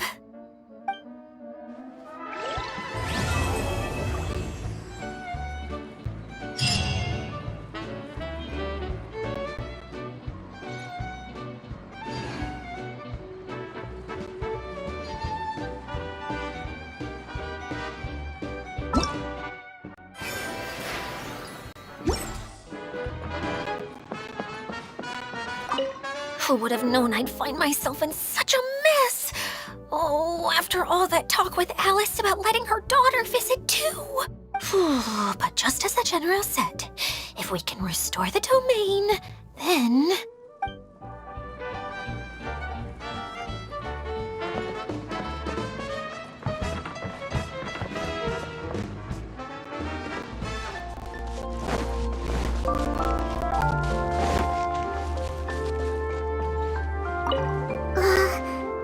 What was it that I said at the end of our ride in the choo-choo cart?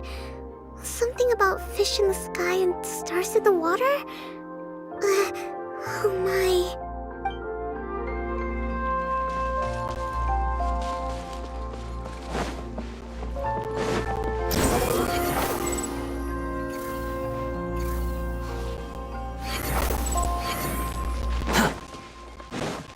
Quit following me. Hey, Kaya! You promised to tell me the story about the genie in a bottle if I didn't run off, remember? Ah, yes. All right. Where did I leave off? Oh, I remember! The genie came out and was going to eat the shepherd boy who opened the bottle. Right. As the genie opened its wide, menacing mouth, the shepherd boy suddenly had an idea. Did he throw a Jumpy Dumpty into the genie's mouth? I'm sure that's what he would have done if he had a Jumpy Dumpty. But the shepherd boy didn't have anything like that. He said to the genie, "Wait, how could your massive body fit inside such a small bottle? I won't ever believe it unless I see it with my own eyes." The genie became angry and said, "Muhahaha! Foolish boy! You dare question my powers?" The genie then returned inside the bottle, and the boy swiftly sealed it shut. Yay! That mean genie won't ever come out again! But can the genie sleep inside such a tiny bottle? It's probably not very comfortable. No, but the genie was captured and sealed away in the bottle because it did many bad things. So the most important thing to remember is, if you do something bad and don't want to get locked up, then don't get caught.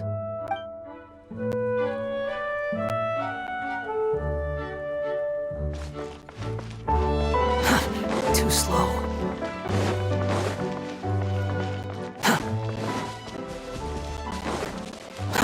Too slow. Police said that they discovered some mysterious tracks that you can ride on using a super fun choo-choo cart. Ah, I heard something about that too. Apparently, it's a cart that goes zipping along a terrifying course at an uncontrollable speed. Yeah, that should be the one. It seems that when the cart rolls down a steep drop, your body would start floating as if it was weightless. Really? Huh. I heard that Klee's bag almost flew away on the ride. If Kaya hadn't managed to quickly catch it, countless Jumpy Dumpties would have been thrown into the air. Oh no! That sounds pretty dangerous. But if you really want to go for a ride, I'll accompany you if I have time. Huh? But, Eula, how did you know? I could tell that you wanted to try it. But let me make this clear. I won't be helping you pick up anything that flies out during the ride. So make sure you take everything out of your pockets beforehand. Yes, of course!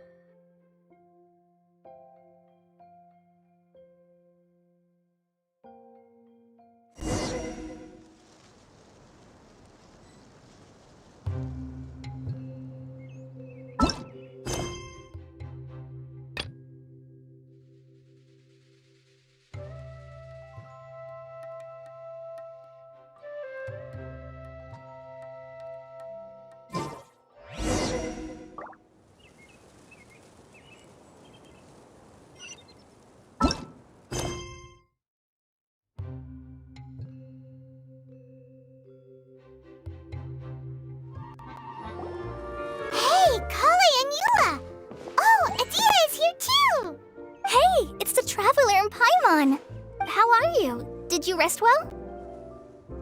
Yep, this is a comfortable place to rest.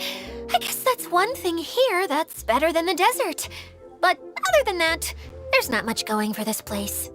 Saying things like that isn't going to help, Adia. But it's the truth. The desert is full of terrible memories for me. Being there was like... yeah, like wading through thick mud. That's a weird way to put it. Actually, if you hadn't mentioned it, Paimon would have already forgotten that this domain is in the desert. I know what you mean. The air here isn't at all like the desert. It's very humid. Almost as if we're in the rainforest. It's a very familiar feeling for me. Everyone looks well rested. If you're ready, we can start making our way to the jungle north of here. Good luck, everyone! I'll be rooting for you. Hold on. I said we, didn't I? No need to say goodbye, because you're coming too. Huh? But wait, I'm just the mascot! You can't back out this time, Adia. The manager of the fairgrounds is waiting to see you. She said Adia is the only person who could help. Yes, Kale and I discovered a fairgrounds in the forest. The person in charge of it seems to be a Spontamod scholar. A scholar? But what's she doing there? Researching the forest ley lines? Oh, I wish there were ley lines here that I could ever study. Anyway, I know who you're talking about. I'd better come along then.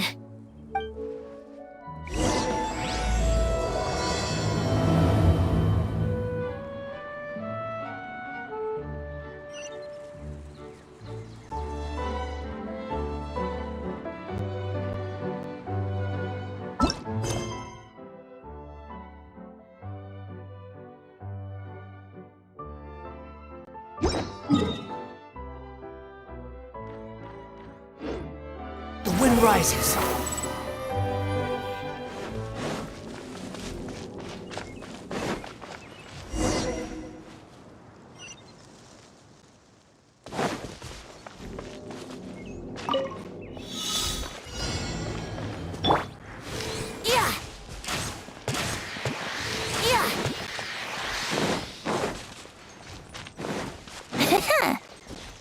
Wouldn't gliding be faster?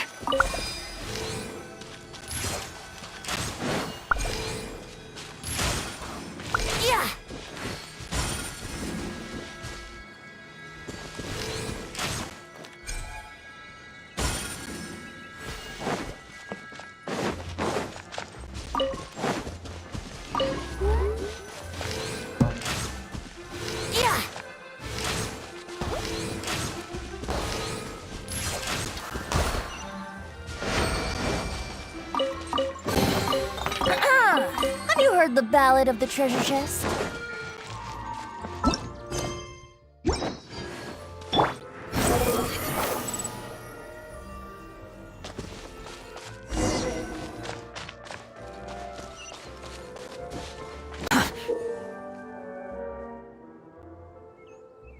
Too slow.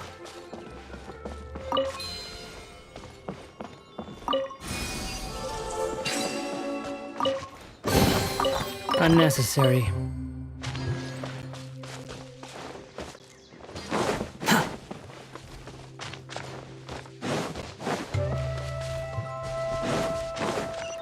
The wind rises.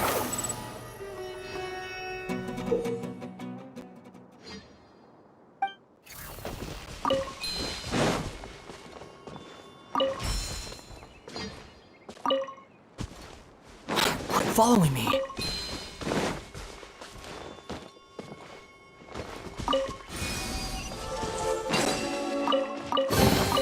Unnecessary. Too slow.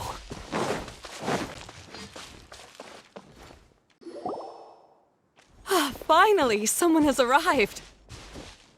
Sorry to keep you waiting, Maimuna. We've brought Adia with us. Thank you, Kale. It's been quite some time since I've seen you, Idia. To be honest, I didn't think you'd actually show up. If anything, I thought you'd be curled up somewhere crying alone. Hey, you shouldn't be saying things like that. Doesn't seem to be the first time Paimon's heard someone say that about Adia, though. You wanna see me cry? Fine. I'll stop crying right here! No, please don't. all right, I shouldn't have said that. Now, who are these two? And Paimon is Paimon! They're reliable helpers. Lucky for you that I found them. You'd better be more careful about how you speak to them, okay? Of course. Good to meet you. You may call me Maymuna. For the sake of time, we should forego the usual pleasantries. Please follow me.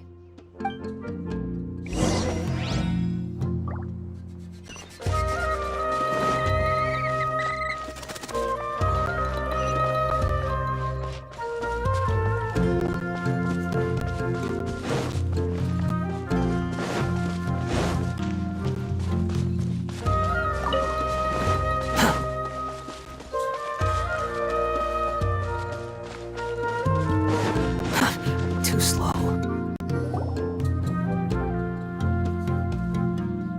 Wow! Look at that huge tent! Amazing, isn't it? I helped make it. What fun would a fairground be without a tent, right? Really? Paimon knew you couldn't be so pathetic. You just act modest all the time to hide your actual abilities. Huh? What is it, Kale? Sorry. I'm not sure if I should tell you. I'm afraid it might dampen the mood. That's not important. Please, just speak your mind. Well, there are lots of vendor booths set up here, but there's no one running them. In fact, there's no one at this fair at all. It looks pretty deserted. The truth is, this used to be an exciting and bustling place. But just a few days ago, something happened, and it seemed like...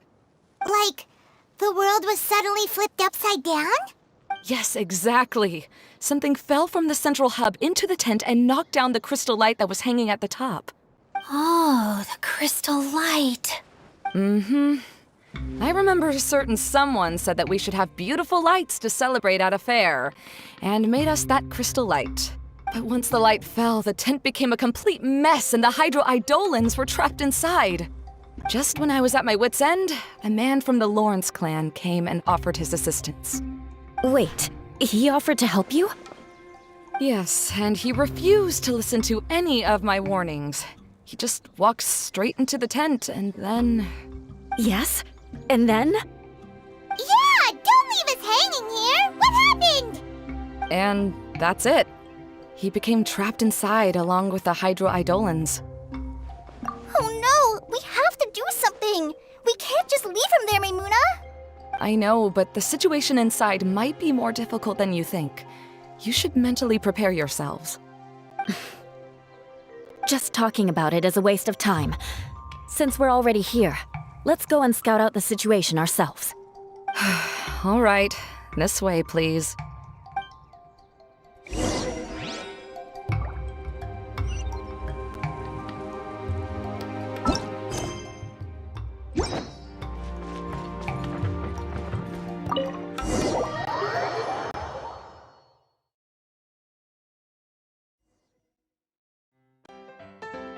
There used to be a large stage inside, but after everything got shaken up, it seems the very nature of the entire place was altered. The lamps and crystal light that were hanging above have all fallen down, which makes repairs near impossible. Wait, so you mean it's difficult to move around in there? Yes, mainly because of the lights. Do any of you have experience being on stage? Once the stage lights turn on, everyone's attention is focused on you. I can't stand that feeling. Having everyone's attention focused solely on me would just make me feel terrible. Me too! I'm no good at speaking in front of people.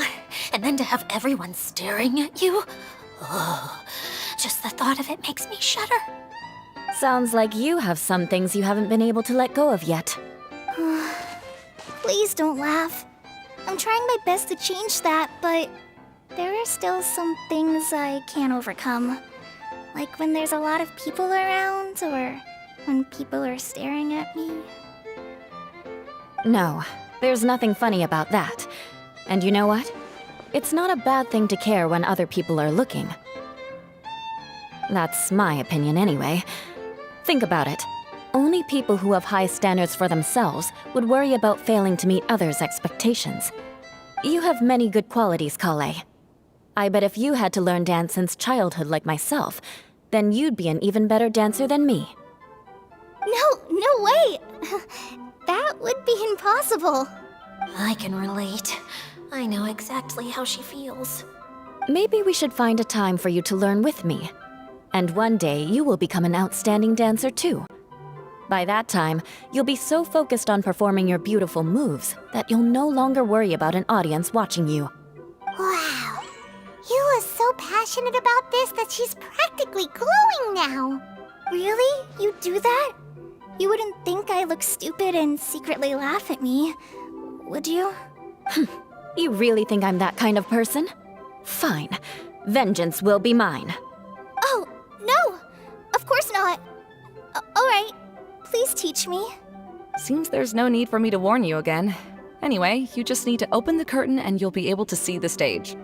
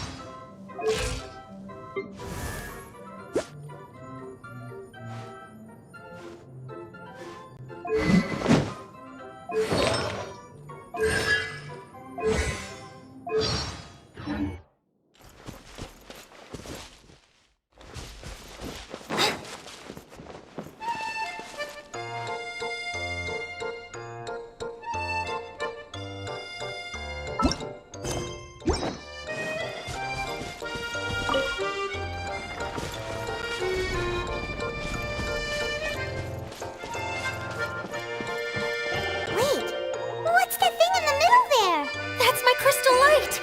It's been locked up. Well, let's figure out a way to fix this. Looks like we need to raise the platform underneath the crystal light. If I remember correctly, the stage controls should be somewhere around here.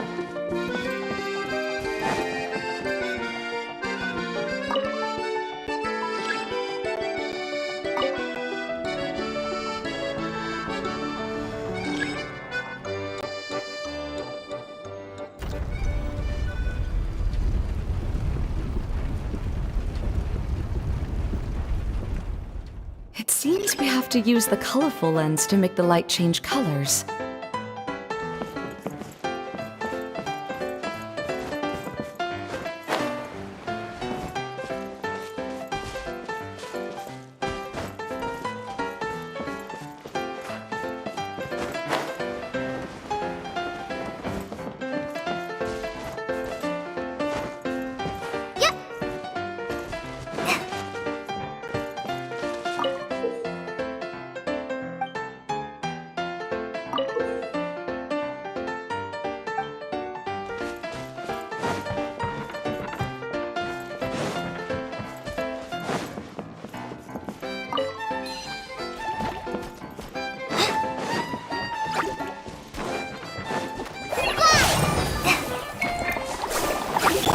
Shut up!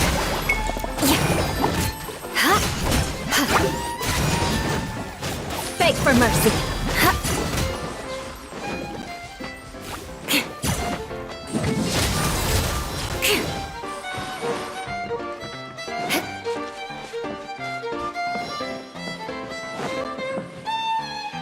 That's one way of shining new light on the problem. Hey, Maimuna, do you happen to know someone named Sino? No, never heard that name before. Why do you ask? Oh, never mind then. Paimon was just thinking you two would have a lot in common. Back to the situation at hand. We should probably head into the passageway that opened now.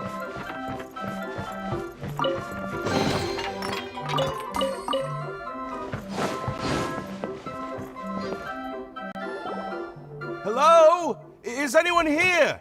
If you can hear me, please help! Lessig Lawrence? Who are you? Who has the audacity to utter my full name? You sure don't look like you're in any condition to be talking like that. Yep, he's a member of the Lawrence clan, all right. Even though he's hanging on by a thread, he still insists on clinging to meaningless etiquette. You. What are you doing here? Huh. Have you come here to mock me, Eula? If you would just think for a moment, it should be pretty obvious why we are here. Yet, now you're intentionally trying to provoke me? Of course, you don't have to accept my help. After all, aristocrats are naturally superior and need no help from others.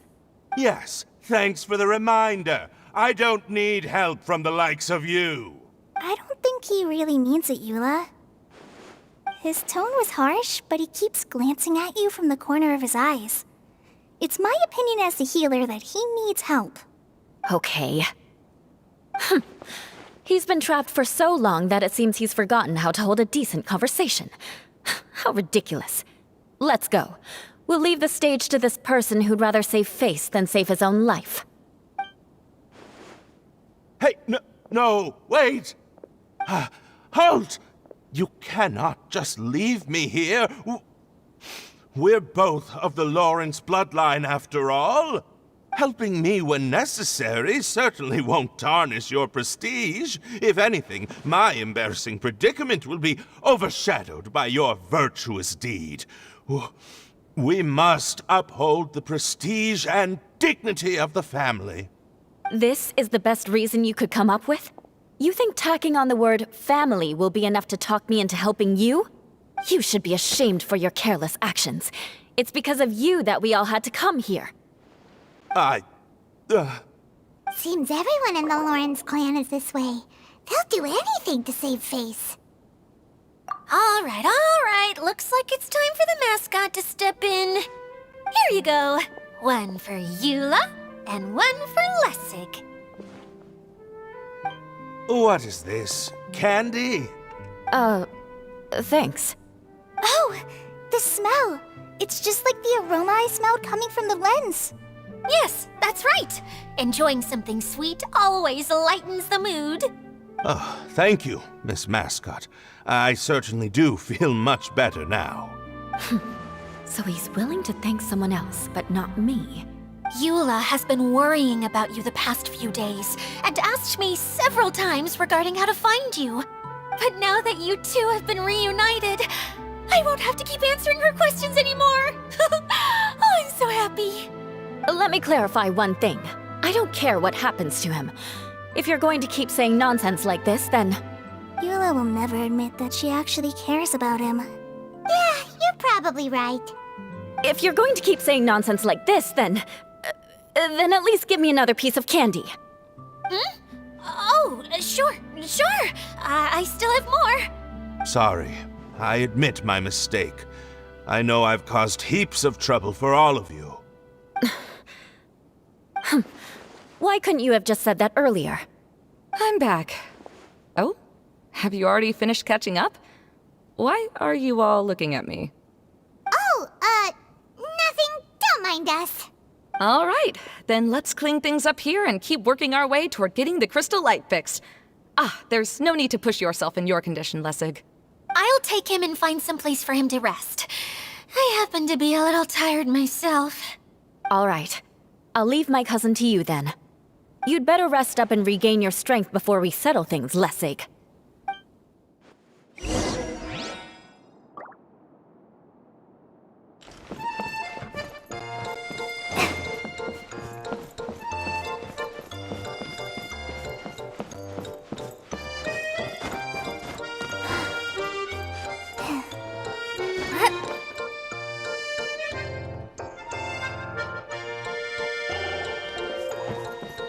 Now, let's see if there's any way to keep raising the platform higher. We probably will need to find a mechanism that's like a lamp.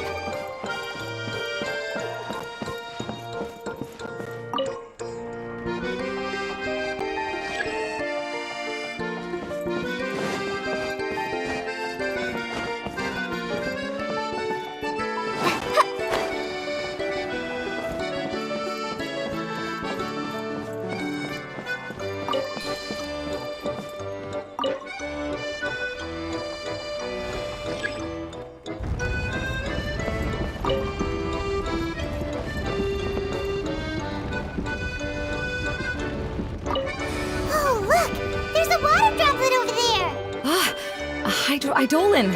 It must have been trapped in the curtain. But at least it seems to be okay.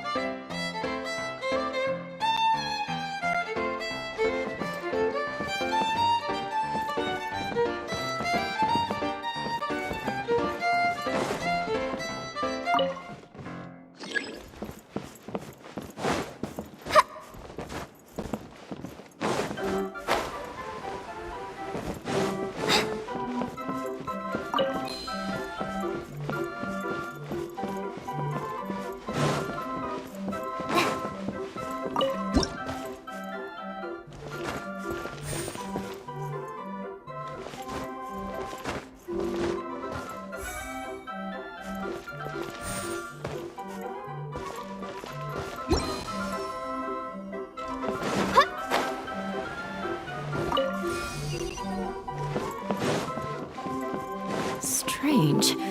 Is that really the Lessig that I know? You shouldn't always judge people based on the way you knew them before. People change, and people can always make different choices. Wow. And Paimon thought it looked big from the outside. This place is massive! It is a magical tent, after all. The inside is much larger than it appears from the outside. Haven't you heard stories with this sort of thing before?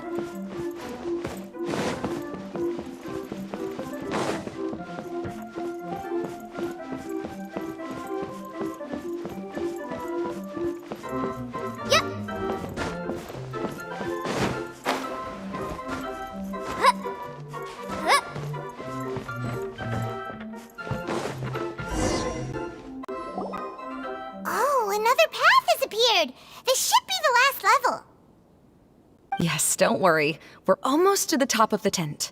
The last thing we need to do is raise the crystal light to the very top of the tent. After the stage collapsed, I realized that having it raised only halfway makes it look a lot like the stage at the Grand Bazaar. Have any of you visited the Grand Bazaar before? No, I haven't. I have. I've gone there a few times with Master Tainari. The place is bustling with all kinds of vendors. And if you're lucky, you can see Nulu perform her dance. Oh, a dance from Sumeru? I'd like to see that myself. If only it were on the way back, then we could stop there. It doesn't matter if it's on the way or not. I would be happy to take you whenever you have time, Eula. Great. I'll take you up on that offer. Yeah! Now that Paimon thinks about it, we've already been there more times than Paimon can remember. Really? My father used to help with festivities at the Grand Bazaar and would always give me candy during the events. I was just a kid and didn't understand anything. I was happy as long as he gave me some candy. To me, fairs and festivals were the best things ever. I always thought my father was amazing and wanted to be just like him when I grew up. But aren't you a scholar in the academia, Maimuna? As far as I know, scholars seldom could spend time doing anything but research. I doubt you could have time to assist your father in preparing festivities. Yeah, seems you read me like a book. When I had the choice between becoming who I wanted to be and who my parents wanted me to be, I ended up choosing the latter. But I was never happy about it. Huh. That's almost the exact opposite of Eula's situation. You must have already realized that. Why else would you set up all the booths here and make this place like a fairgrounds? Yes, but I'm still not as happy as I imagined I would be. I realized that attending a fair and running a fair are two completely different things.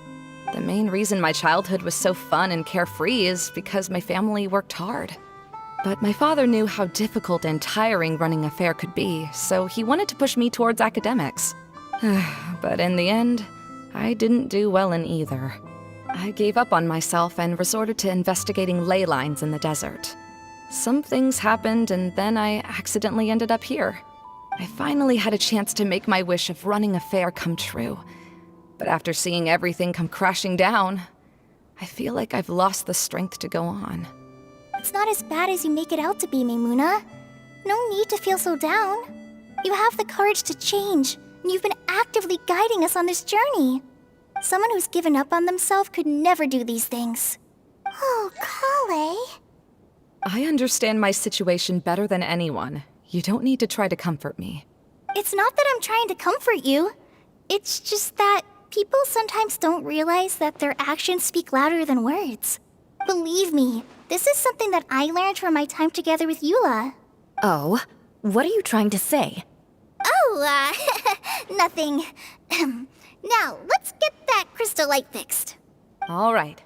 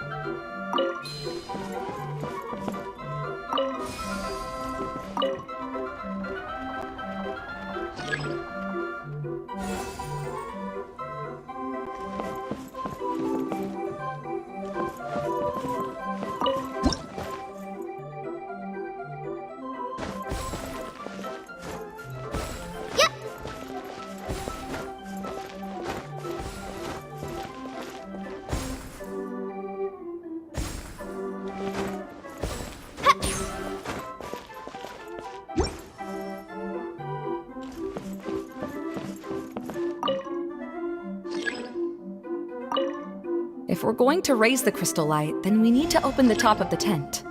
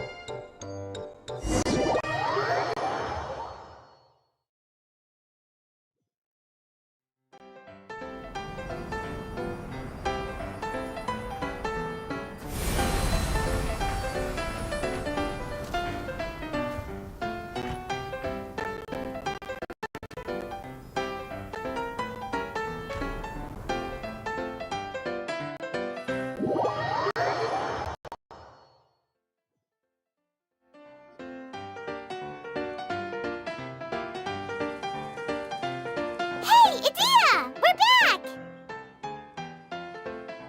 Oh, I was starting to wonder what was taking you so long. But don't worry, Lessig is recovering well. I'm pretty good at taking care of people. Seems I've found another good thing about myself. I don't know if I should be worried for him or happy for her. The shadow.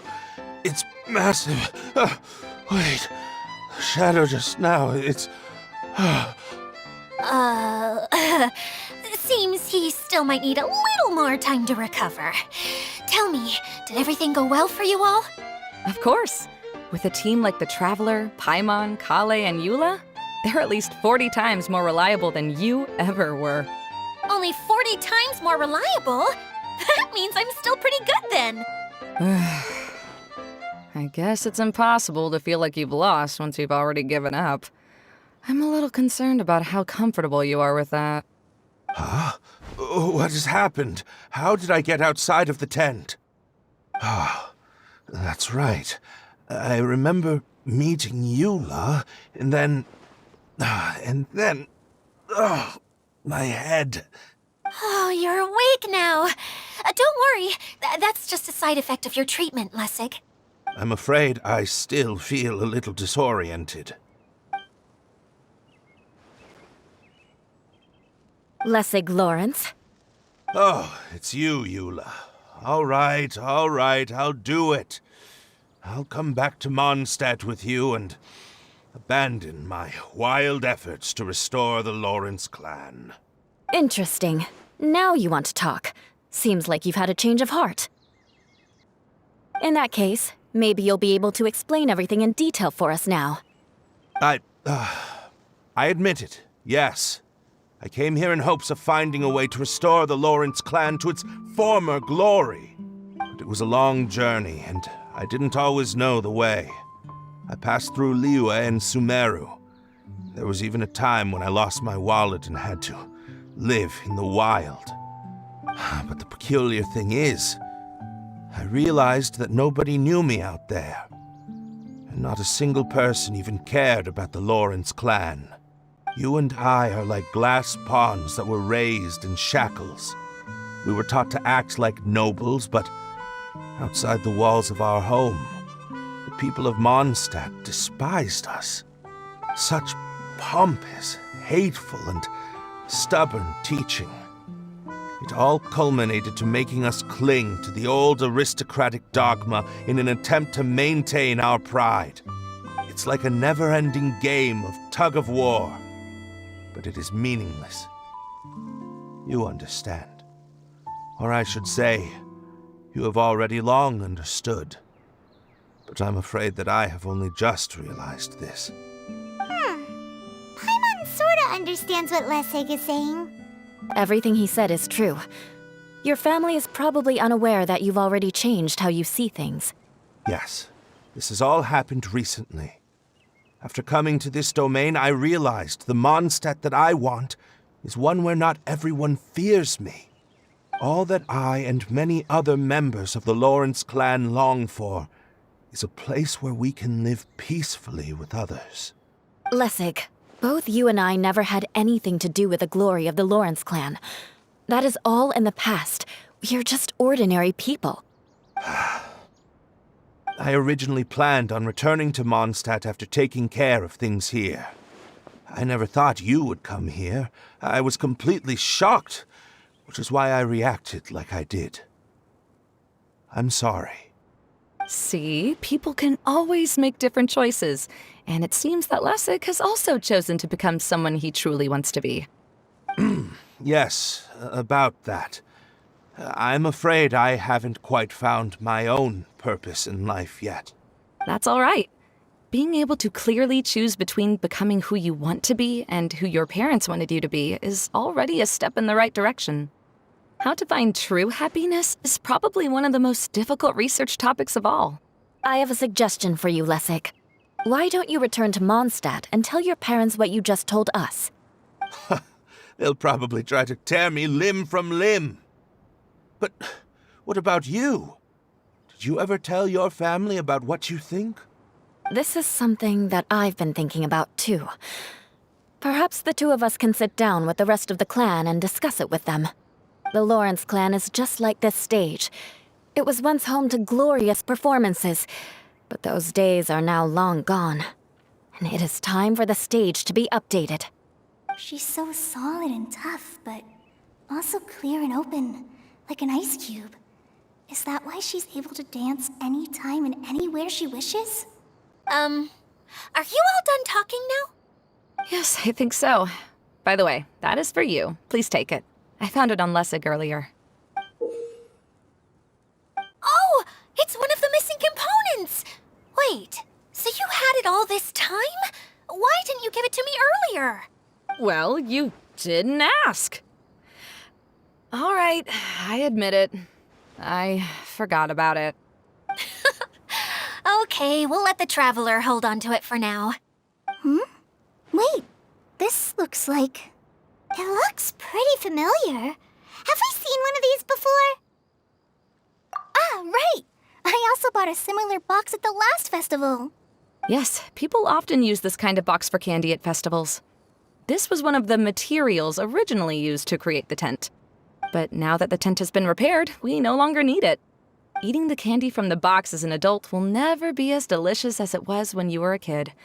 But if you really think about it, there are way more things you can eat as an adult. Ah, so when it comes down to it, eating candy is sort of like life. It's just another choice.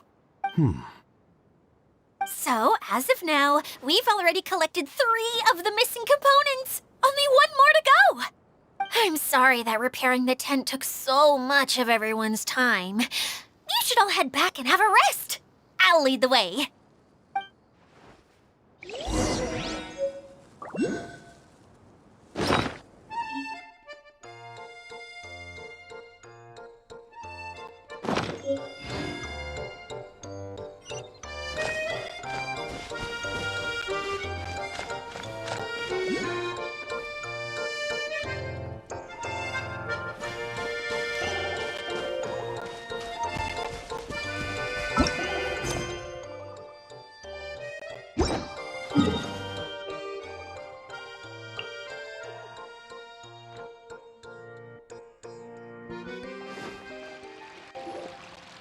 Hey, Kokomi! You're already here!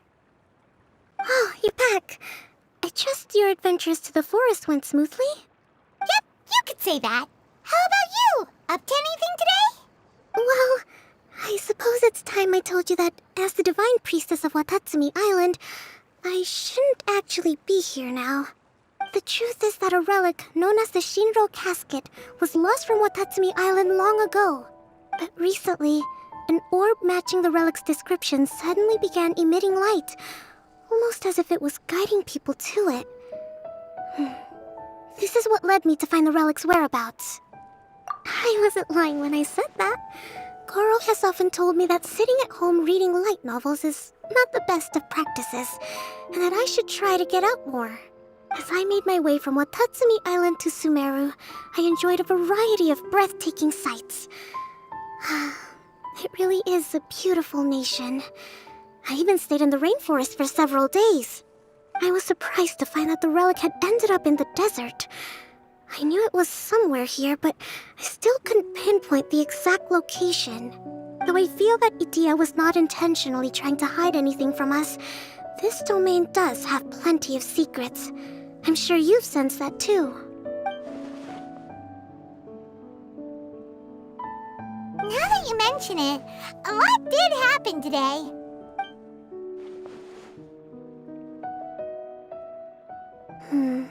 I see. When you found Lessig, did you also happen to find any clues related to this domain? I'm afraid that he was caught up in his thoughts and didn't pay attention to his surroundings. Actually, before the world was flipped upside down, this domain didn't look anything like this. Hey, everyone! Oh, I hope we're not interrupting your conversation. It's alright. You two did a lot today. Care to join me for a cup of tea? Sure! That would be perfect! Eula and I just made some snacks. Turns out Idia has a cooking stove and oven. Seriously, why didn't she mention it earlier? Oh, so did you make us some moon pies? No, I made something called storm crust pie. You should try one, Traveler. And I made some pita pockets. You can try some, Kokomi. It should taste great with tea. Sorry, I should call you General. Oh, I would be happy to try some. By the way, Eula, how's your cousin doing now? Oh, him. You would never guess, but he's busy over by the oven now.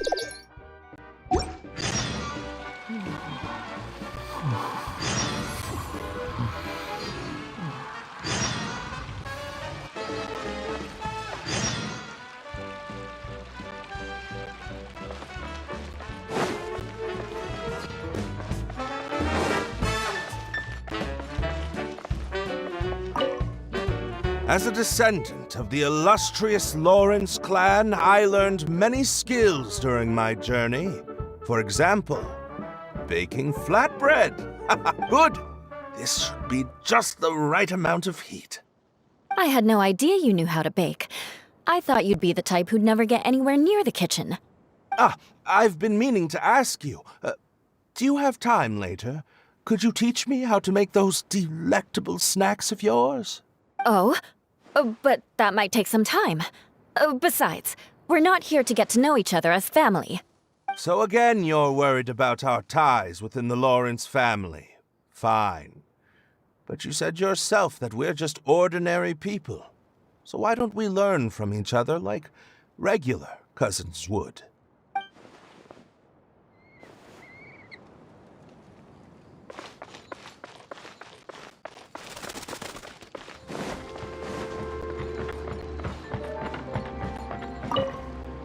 Oh, how is everything? Discover anything new? Let me know if you find anything interesting.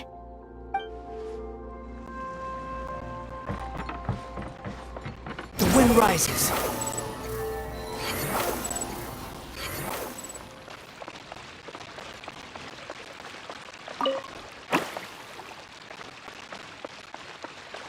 Quit following me. This is the first time I've had tea that tastes like this. It seems Inazuman tea is a lot different from what we have in Sumeru. Yes. It seems people in Sumeru like to put spices in their tea, right? Yes, that's right. But I still can't get used to it. If I had to pick, I'd drink coffee, even though it gives me insomnia sometimes.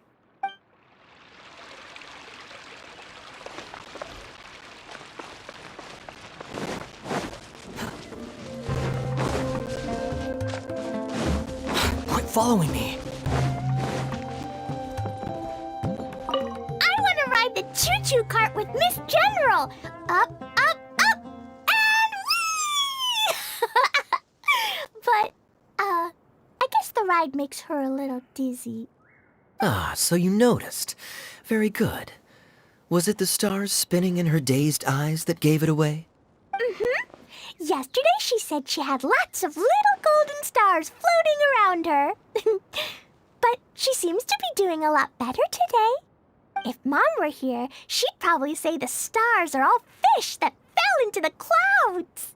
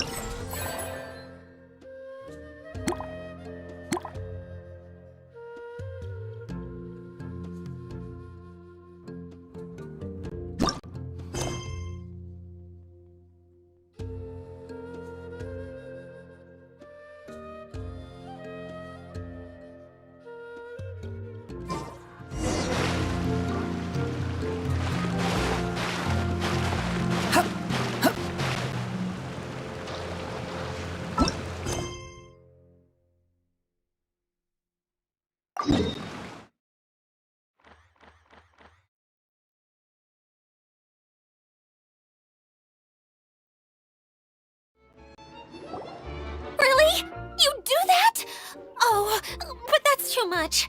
I can't. No, really, it's all right. We want to do everything we can for the domain. Yes, and to be completely fair, I'm the one who caused this terrible mess in the first place. Oh? What happened? Did Paimon miss something? Hello, you two. Lessig was just telling us what happened. Perhaps you should allow me to explain. I'm afraid it was I who caused all this trouble in the domain. Yes, it was Lessig.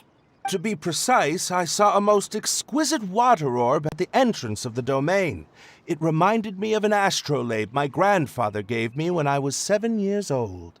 I was curious if it could rotate, so I reached out and touched it. Little did I know that it was the core of this entire domain. What I mean to say is, I knew something was wrong as soon as the whole place started flipping.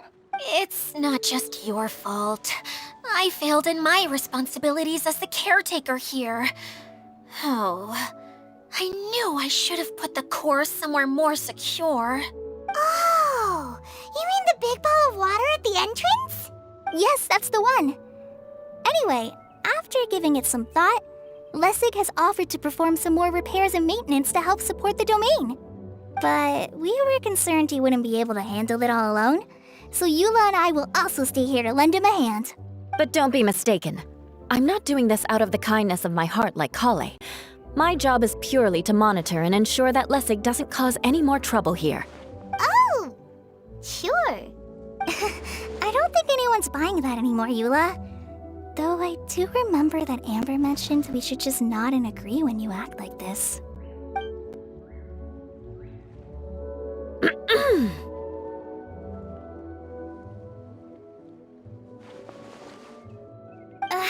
Right. You better not slack off today, Lessig. No, I'll get right to work. Either way, Lessig is going to be in charge of making lunch for everyone today. Yes, I'll try, but I'm not sure if my skills will prove satisfactory. What was that? No, I mean, thanks everyone for giving me a chance to redeem myself. I can already feel new strength kindled inside me. Ha ha ha. No, maybe that's just the heat of the oven. Very good. But you should conserve your strength. Many parts of the domain are still in disrepair, so we have a lot to investigate. Seems Adia has a little more pep in her step after finding others to help do the work. Now that you three are situated, we can focus on what the rest of us will be doing today. I'll go gather the others. We should get ready to leave as soon as possible.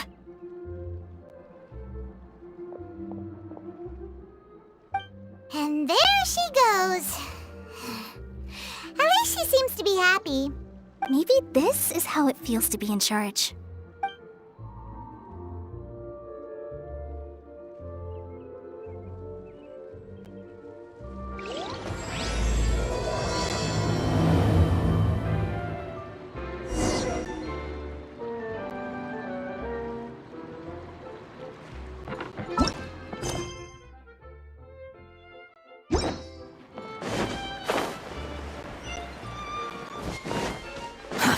Too slow.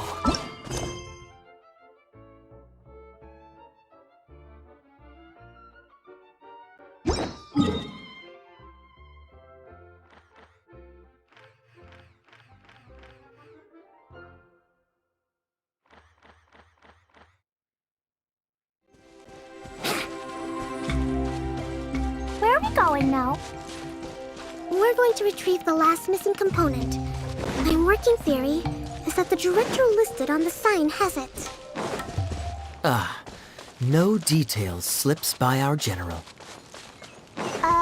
What's a director? A director is a kind of job. The one we're looking for is named Zosimos. Zosimos is responsible for managing everything that happens on the stage, similar to how Idia is responsible for managing the whole realm. Wow! Sounds like Miss Adia must be way busier! You'd think so, wouldn't you? Care to comment on that at all, Idia? Maybe someone else can explain. I I'm just enjoying taking it easy, as usual.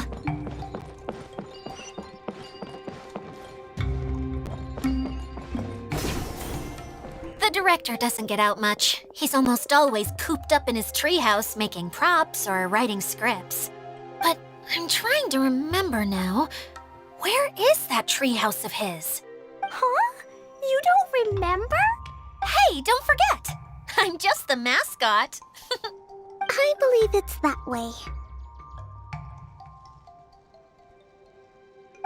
Huh. Though he might prefer to be alone, given he often has to move stage props, I suspect that he lives near the theater. And having a view of the entire stage would be useful when imagining a production's actual stage flow. So if I were him, I'd probably pick a treehouse over there. But how do you know which direction the theater is in? Simple. The overall layout and decorations look more exciting in that direction. Oh, good point! Why didn't I think of that?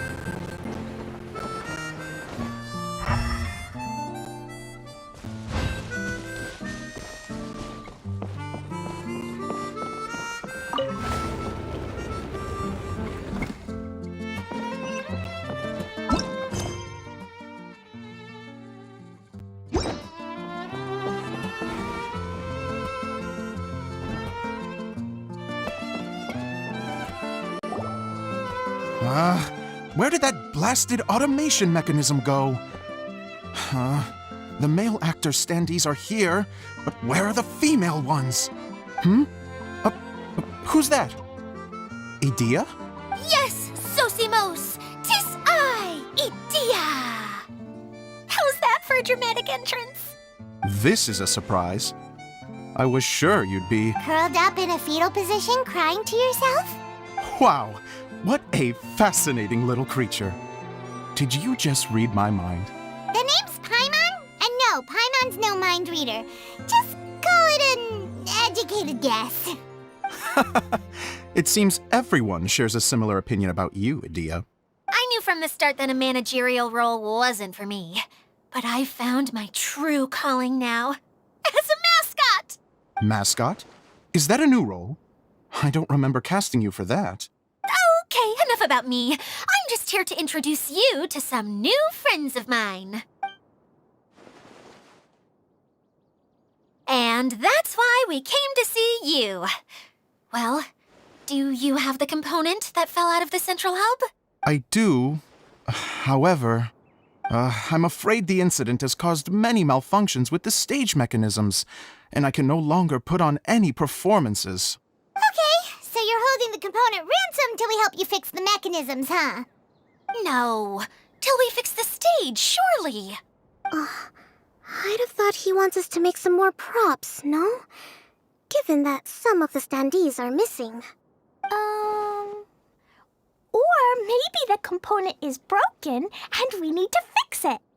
You're all forgetting that the majority of his work involves writing scripts. I'll wager that he wants us to edit them. What has gotten into you all? What sort of person do you take me for, The component is safe and sound. I can give it to you now if you'd like. Although I was hoping that maybe you might be willing to help rescue my show? You're a big group. I have lots of roles to fill. It would really speed up the casting. A show? That sounds fun! I want to help! Can we? Also, truth be told, I've hit a bit of a roadblock in my script and was just thinking about how to move the story forward. And then you all showed up. Suddenly, I got my muse back. I don't know how to explain it, but something about seeing all of you finally helped me figure out how to continue my script. Huh? You mean that story you've been stuck on forever? Are you serious? You really think you can finish it now? Yes, really. Just give me a little time, and I'll write it all up. In the meantime, I'll leave things to you, Edea. Whoa! And he's off to write the script. Zosimos has always wanted to write an epic story about a thief and a mage. Apparently, he got the idea from some rumors that were swirling around, but he only got as far as writing the intro before writer's block set in. Why don't you all take some time for yourselves while I see what I can do? We'll reconvene after the director finishes his script.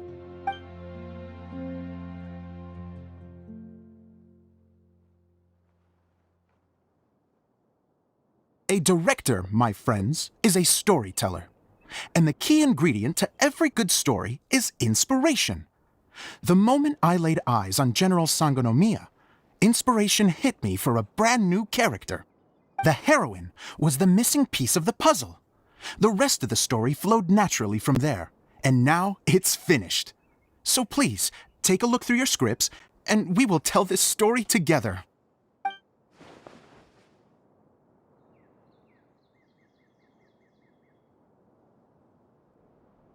Well, is everything clear? Director Zosimos, how do you pronounce this word? Let me see. Ah, that's sojourn. It means to stay for a while. This is a very cute moment, so let's make sure that comes through in the performance. Oh, wait! There's another word I don't know here. It's okay, Klee. We can go through your lines together a few more times after this meeting's over. That would be most appreciated, Kaya. I had a feeling about you, actually. You seem to know a thing or two about character acting. Tell me, have you acted before? You're too kind. It's all in the script, really. It just rolls off the tongue. Oh, you think so? Well, you definitely have a knack for it. I've actually been looking out for someone with your talent. If I make it as a big-time director, then I can see us working together for the long term. Be sure to stay in touch, okay? You and I are gonna go places. What can I say? Sounds good to me. Great. Fantastic. Now then, please go through your scripts one more time. But don't just read the words. Remember my notes, and really let the character inhabit you. I need to have a look at the stage, so I'll leave you to it. If you need me for anything, I'll be in the big theater right in the center of this area. Wonder what the theaters are like here. Let's go check it out while everyone's still getting ready.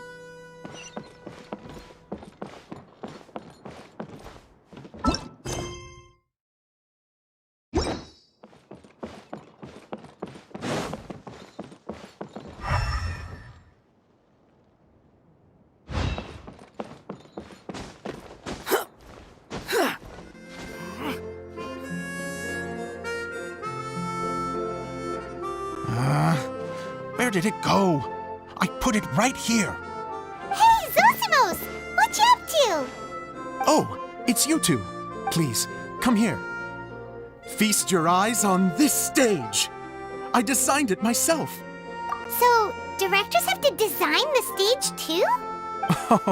I'm no ordinary director. I take a more holistic approach. Directing, script writing, stage design, I do it all. Sounds like a lot of work. Edea wouldn't be able to handle that kind of job. Edea has her work cut out for her too, you know. She's my one and only member of the audience, though she often criticizes my shows. Well, she just says what she thinks. You don't know how to write, or this is getting ridiculous. I think it's because I use preprints in a way that she feels goes against what they're intended for. But even though she's my harshest critic, she's also been my biggest supporter in a lot of ways. I guess you could say she's like my agent. I'm very grateful to her. I've always dreamed of being a director, but I've never had the chance until I came here. So, what did you do before you came here? Like I said, I dreamed. From a young age, every time I came home after a show, I'd go over the story again and again in my mind. Growing up, my biggest aspiration was to be a director. Unfortunately, I couldn't offer much beyond my practical skills, so I ended up spending most of my time as a prop designer and doing a bit of set design on the side. Don't get me wrong, I do love building the set, but nothing satisfies me more than putting on my very own show. No wonder you only wrote director on the sign. Exactly. You're not doing a great job of convincing me that you're not a mind reader. By the way, could I ask you for your help with something? I'm having trouble finding the master script, and I'll need it shortly. The one you only just finished writing? You lost it already? Yeah. After I handed everyone their copies, I held on to my master copy while I was checking on everything around the theater. I must have dropped it somewhere. If it's not here, then it might be in the attic. These are the only two places I've been since I finished writing it. But, I still have some things to do to get the stage ready. Would you two mind having a look for me? No problem. We'll find it.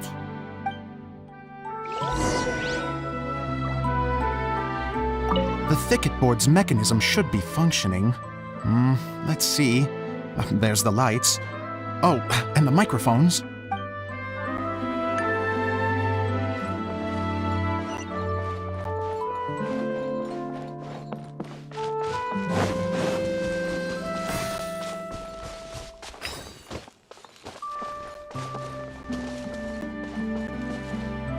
Quit following me.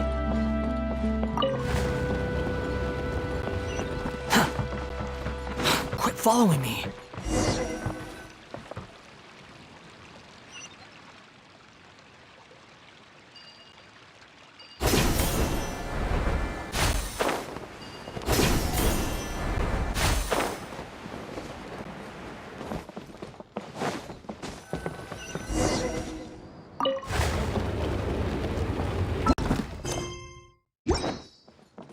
Whoa! Look at all these books! Now, where's the master script?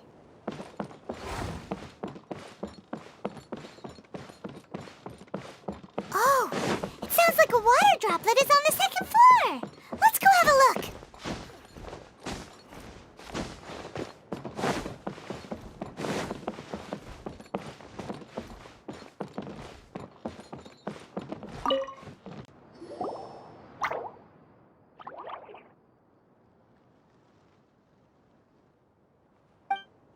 Wow, this is a lot of scripts. Looks like the water droplet has been managing them for the director. Most of them look like works in progress. Then it should be the one that's finished. Okay, let's look for the thickest one and then check the ending. This is the only script that fits the bill. Plus, it looks pretty new. This must be the master script. Let's go give it to Director Zosimos. Zosimos, we got your script! Thank you. That's a huge help. I'm running out of time here. There's no way I'll be able to fix everything up perfectly. We may just have to wing it. Anyway, the stage is secondary. The performance is what really matters. Things can always go wrong on stage, but as long as the show goes on, it should be fine. You don't sound very confident in what you're saying. It's true. I realize now that a show is the art of the unknown. Even if you have the same actors performing on the same stage, the performance will be slightly different every time. Those subtle differences are what make each performance special. Okay. One last request. Traveler, you can enter the preprints, yes? The truth is that my sets are composed entirely of preprints. First, I use materials to make the objects. Then I take those objects and turn them into the preprint. Now, of course, preprints are really meant for making objects to furnish the domain. So using objects to create preprints is, strictly speaking, the reverse of what this is intended for. But Edea said that if this is what I really want to do, she's not going to stand in my way. So that's what you meant earlier. Okay, well, what do you need us you? I'd like the Traveler to go into the preprint set and help move props around during the performance. The reason is, Oh, Paimon gets it now. If you're busy directing, moving the props, and operating all the mechanisms, you never get the chance to watch the show. Yes, I know that I'm no master playwright, but still, even if it really is a half-baked script, with shoddy writing and moments of sheer ridiculousness, I'd still like to see it for myself. Just once. Hard to turn a guy down after a speech like that. Thank you. Genuinely, I'm so grateful. I'll go and inform the others. Then, as soon as you're ready, the show can begin.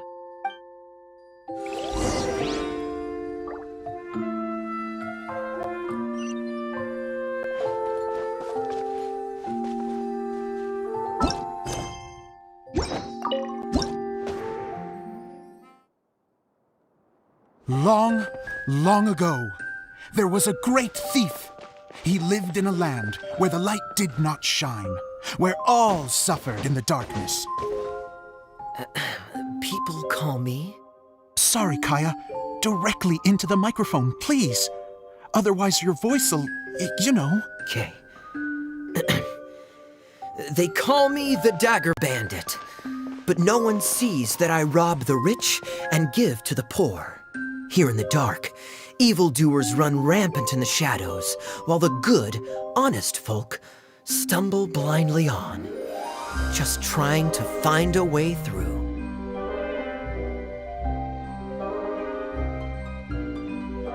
As the bandit brooded, suddenly the world was inexplicably changed as a single star appeared on the horizon and flew across the sky. Traveler, stomp on that movement mechanism in front of you.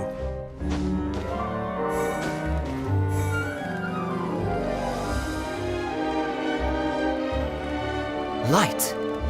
A brief flash, yet enough to illuminate the world.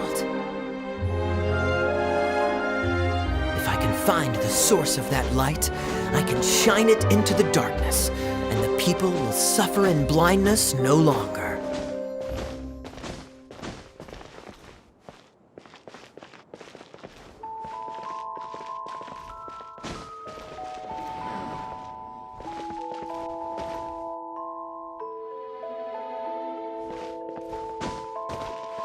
Without a moment to spare, he set off to follow the star's course. All the while, the star kept moving through Traveler, the star kept moving through the sky.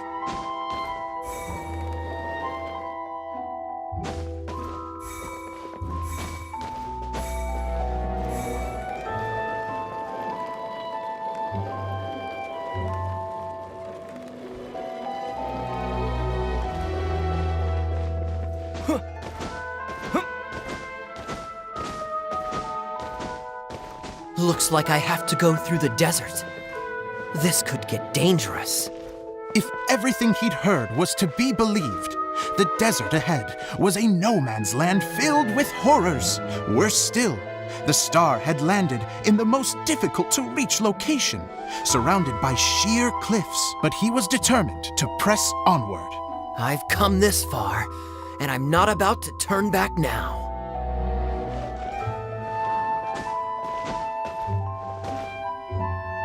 The Dagger Bandit trekked deep into the desert wasteland. Yet when he finally arrived at his destination, he found not a fallen star, but a young girl, dressed in white. How strange. I'm positive this is where the star landed. Young lady, do you know where the light has gone?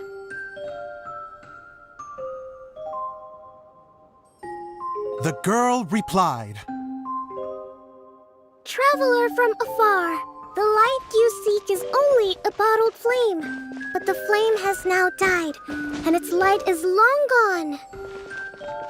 A bottled flame? Yes, it was a gift from another. And so, the girl began to tell the story of how the bottle came into her possession. The girl hailed from a kingdom that sat atop the waterfalls. But when the reigning dynasty fell and a new one seized power, she and her people fled for their lives. A thick fog began to fill the air as she made her way through the forest, and dense thickets tried to block her path. There is a mechanism down there that you can press to retract the thicket board below the stage.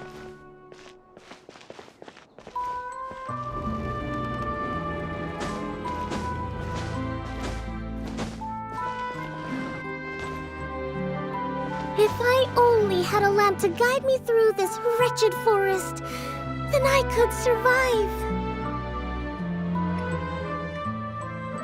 With scratches covering her arms and legs, the girl pressed through the pain and made her way forward.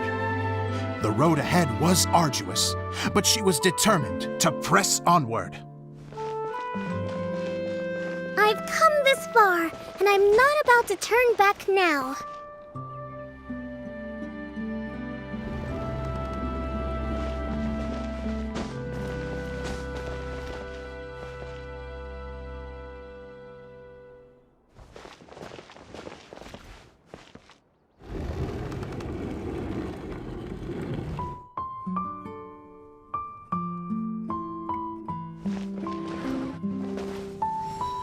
But just as she was drawing near her destination, a huge stretch of thorns and brambles suddenly came into view.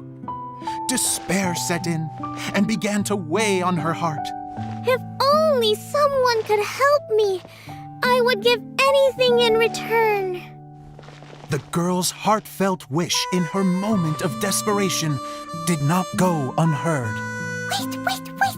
There's no mechanism for the final thicket! Ugh, I must have forgotten to check those boards. According to the story, those thickets should be gone from the stage now, right? Yes, total oversight on my part. Ugh, what a pain. I can help! Traveler! Catch!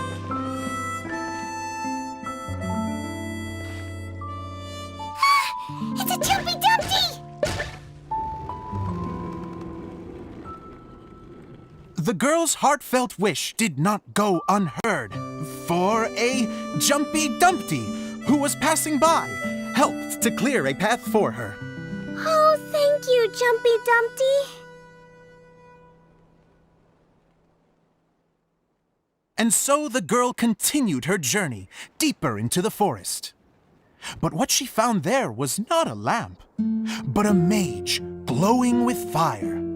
So, just to clarify, it was supposed to be the mage who helped burn a path through the thicket. Save it for the end, man! The mage took pity on the girl and handed her a bottle. Then, the mage began to tell the story of how the bottle came into her possession. The fiery mage had an adventurous spirit and enjoyed taking long journeys. On one such journey, while taking rest in an oasis, she found a beautiful bottle by a crescent-shaped lake. Klee, quick! Get in the light! Coming! She was an extraordinary mage, with the power to grant people their wishes. She turned the bottle into a thing of equally extraordinary power. But the only place that it could make wishes come true was inside of the bottle. Oh me! Oh my! Look at this wonderful bottle of mine! It could make a fine toy! But better still, a sojourner's home! The fiery mage blew into the bottle, allowing it to grant one single wish outside its glass walls. To blow into it? Wow, it lit up! A flame was kindled within the bottle, and it began to glow a fiery red, just like the mage herself.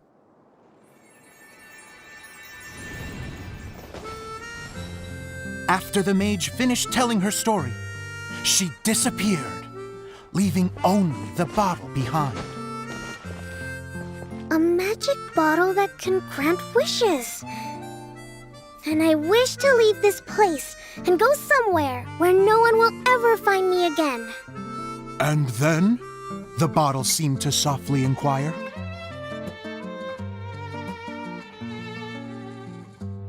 I don't know. The flame in the bottle faded as the girl's single wish was granted, and she found herself in the middle of the desert, far away, where no one could ever find her.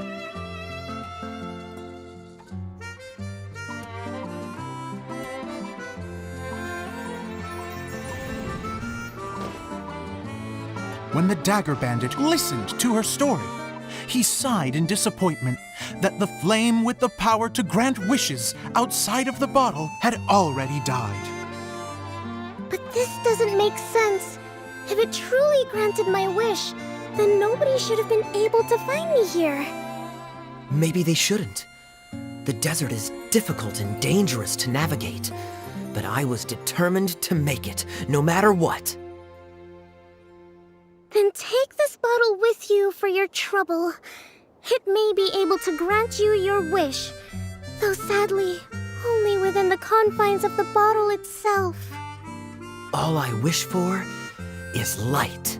Honoring the bandit's request, the girl wished for light inside the bottle, and sure enough, it lit up.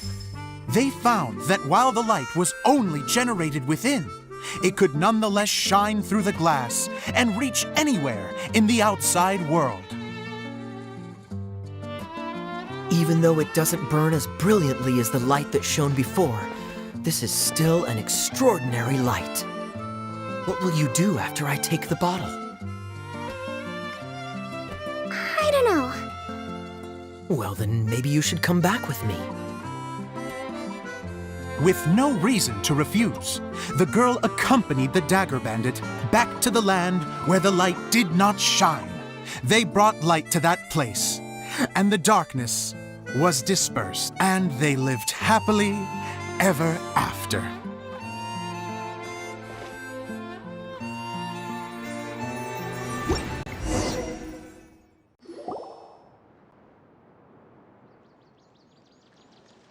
And we're done! Seems the show went pretty well.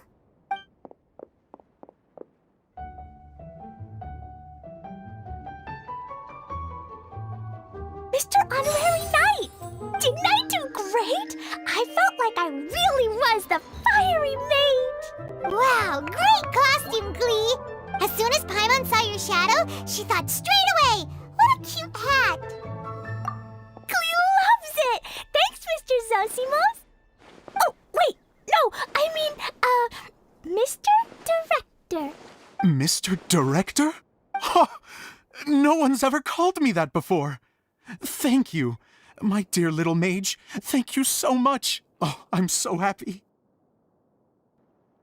Miss Adia said that she tailored it a little bit so it would fit me, but you were the one who designed and made it. You're amazing. Yeah, that's amazing! And it sounds like Adia did a great job, too! It was nothing really. Just one of those, oh no, whatever shall I wear to the ball moments. Sewing comes in handy at times like that. Sewing is an art in its own right. You're more talented than you give yourself credit for, Adia. Really? Oh, I'm just gonna go for a second. Please, chat amongst yourselves.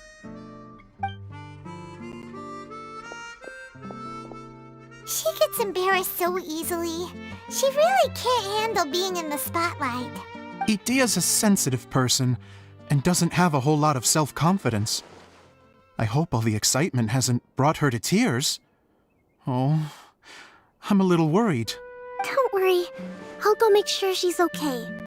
I'll see you all later. So, what did you all think of the play? Any thoughts? Huh? Uh-oh, time to get serious.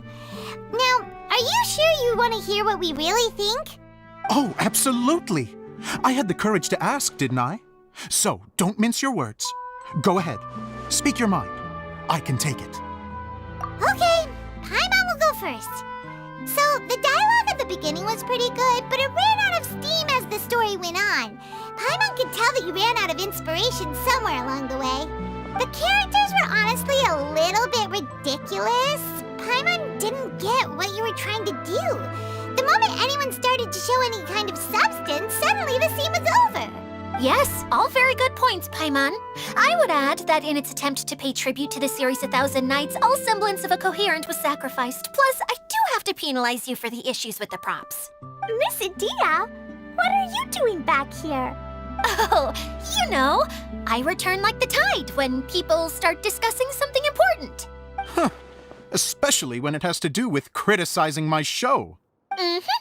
But there was one thing I liked about it. Just one, mind you. The story had a good ending. You think so? I thought I was letting him off lightly. Idia, could I borrow you for a moment? Oh, sure. Excuse me for a moment. Back to you, Paimon. Keep up the good criticism. Okay, in that case, Paimon did have one other complaint. Let's hear it. Taking criticism on the chin is all part of being a director. The ending was all wrong. The girl's motives were clear and simple the whole way through. It was kind of jarring when all she had to say was, I don't know. And doesn't anyone else find it weird how her whole community was on the run, but she was only looking out for herself the whole time? I'm fine. I'm not going to improve without feedback. I also learned a lot this time with the chance to be off stage. To be honest, it was a dream come true. What a great attitude. You don't seem upset at all by our comments. I wouldn't say I'm completely unaffected, but you're only speaking the truth. They're all very valid points. Still, now that Paimon thinks about it, you did finish the script in a bit of a rush. Maybe we were being a little too hard on you. That's perfectly fine. Nothing is as important to me as my work on the stage. We all use our imaginations when we're kids, right? I used to play with dolls and my own cardboard cutouts by the light of an oil lamp. The shadows would come to life and dance on the walls. I never got tired of it. Fast forward to now, and in many ways, I'm still that same little kid, lying on his bed, making sound effects. And I get the same joy from running a show now as I did in my little bedroom theater. Of course, a director can accomplish nothing without a cast and crew. So on that note, I want you to all know that I am eternally grateful to each and every one of you. Hey, don't mention it. We had a blast. Okay, here, take this. Your component, as promised. It's the bottle from the show! The one that lit up when I blew into it. That's right. Can you guess the secret behind why it lights up?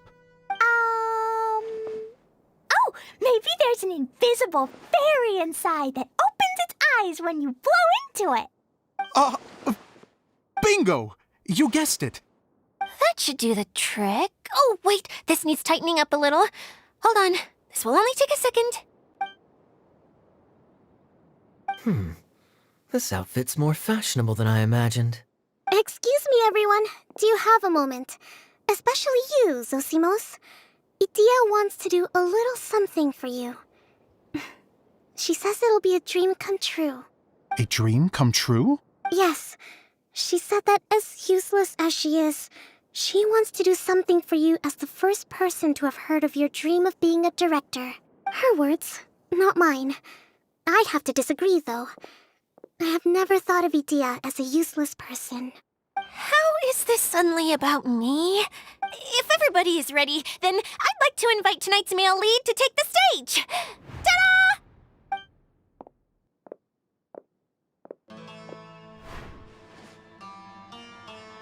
Wow! Cool! Kaya's turned into the real Dagger Bandit! How is me changing outfits supposed to make the director's day? It's just a prototype costume. Is he that easy to please? Don't be silly. If I know our director, nothing will make him happier than to see his ideas brought to life by the right actor. Well, then I'm happy to oblige. Who am I to argue with the star of the show? Zosimos drew up countless designs and made a few prototypes before landing on this one. It just needed some tailoring to fit properly, so I made a few stitches here and there. I hope the result isn't a disappointment. Oh, it's perfect. Idea, I'm... Oh,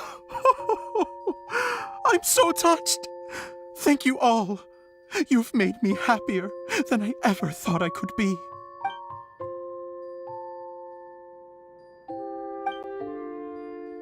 How are you doing? Recovered? Oh, I'm good. Thank you again, Idea. Oh, please, don't mention it. Well, now that we have the final component, it's time to say goodbye for now. Let's head to the core of the Veluria Mirage and get this place fixed up. Can I keep wearing my costume? Please do, by all means.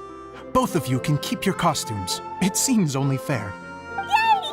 Kaya, keep wearing yours too. It looks amazing. I agree with our mage. I'm sure it's not every day you get to play such an unforgettable character. Sure. I think I can be a bandit for a little longer. Bye-bye, Mr. Director. Take care, my dear friends.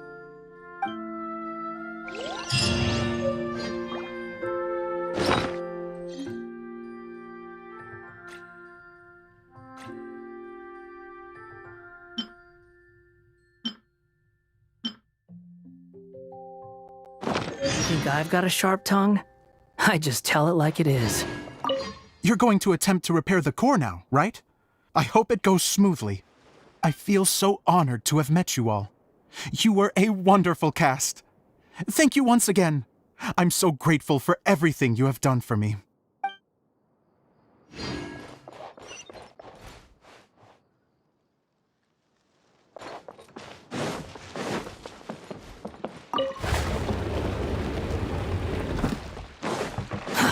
Too slow.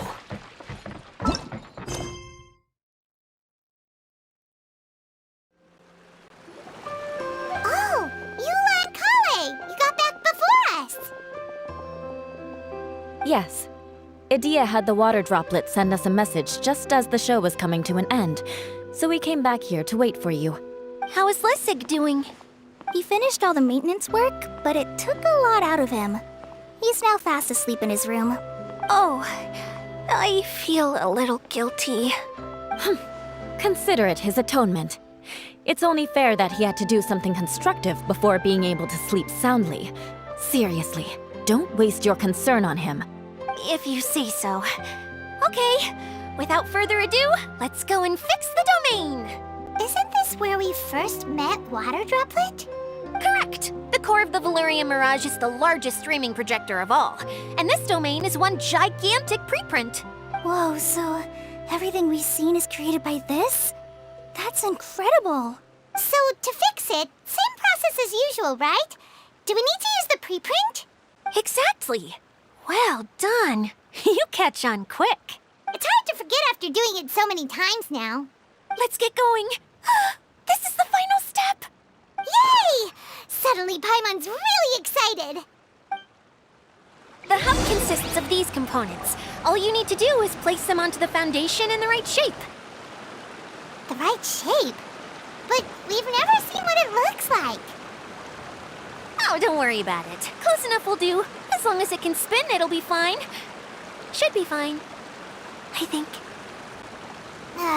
Sometimes you have no standards whatsoever.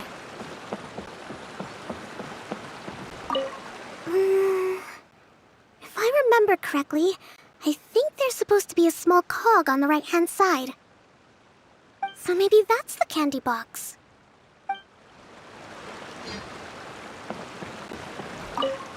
It's like doing a jigsaw puzzle.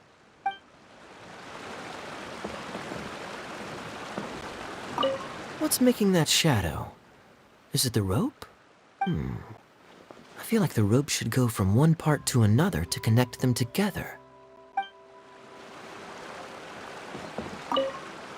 Wait, this is Zosimos' bottle lamp. Try sticking it in somewhere where there's a gap. And maybe on the right.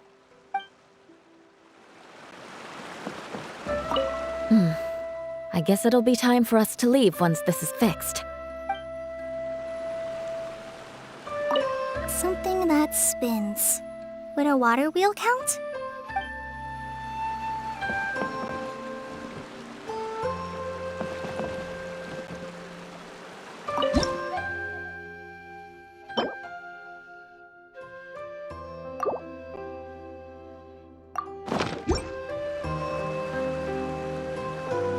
There's no such thing as pure freedom in this world.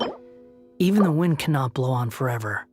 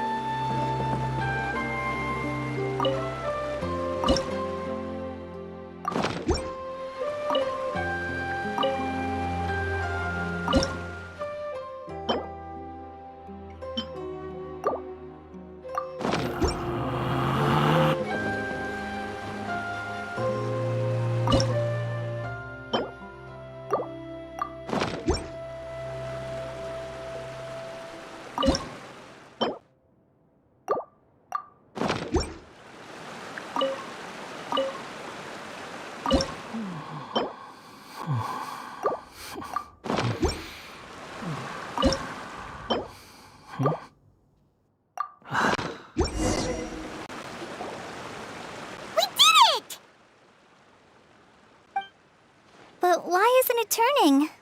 The components are back in the core, and the hub is restored to its proper shape again. That's all we needed to do. Like any wound, it just needs time to heal. It'll probably just start turning again one day in the middle of the night when no one's looking. Really? I thought that with your special abilities, you could get it turning again right away. What? Huh? All of us are dying to see it. Not just how the domain looks when it's fixed, but also Idea and her element. I want to see Adia using her magic powers too! I bet they're super awesome!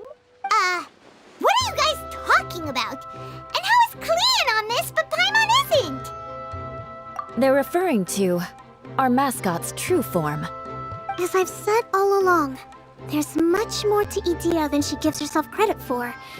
She has a very special power. Though, I think some of us have sensed that already. Did you notice right away, General? I only found out when I was chatting with Eula. So our general was the first to notice. It seems like she's more perceptive than she lets on. I'd say the same about you, Kaya. What the?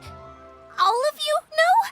I mean, I wasn't trying to hide anything from you, I promise.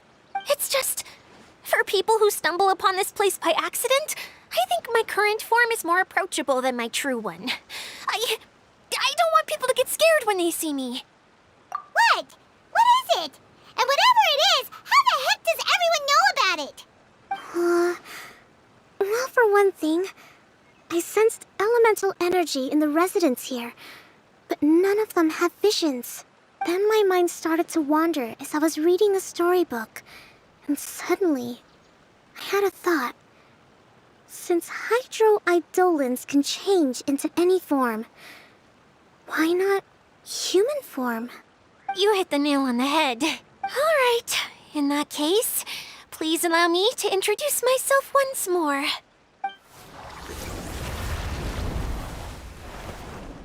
I am an Oceanid who was exiled here when the former Hydro Archon passed away. My name is Adia. Wow, Adia! You're so pretty! Now that I'm in my true form, I suddenly feel a little embarrassed talking to you all. You look stunning. You should be flaunting this look at every opportunity. Oh, come on. I'm too shy. Wait, so does this mean that all the people we met in here are actually... I'm guessing that the human counterparts to these Hydro alter egos are long gone. That's right. When they wanted to leave, I took them to the edge of the desert. The components are, in fact, gifts that they gave to me before they left. But I'm always curious about what brings people here. So I used the streaming projector to bring their wishes to life. The power to grant wishes. but only within the confines of the bottle. Exactly. It's a truly extraordinary light. I've just realized something. When the components fell from the core, it appeared as if they had returned to their respective owners. But actually, it was after the components landed where they did that their owners and the things associated with them arose around them to form the different zones. So now that the components have been retrieved, does that mean that all those things are gone? Don't worry, they'll be quite safe. As long as I remember them, they'll never disappear. However much we might criticize each other or get into scuffles, in this mirage, they will always be my friends. I had so much fun in the choo-choo cart and hanging out with Mr. Director. I'll never forget them either. Me neither. I'll always remember my adventures in this fantasy land. Very good. But it's probably time I set this wheel in motion. This one's all yours, Adia, our magical mascot. Please work!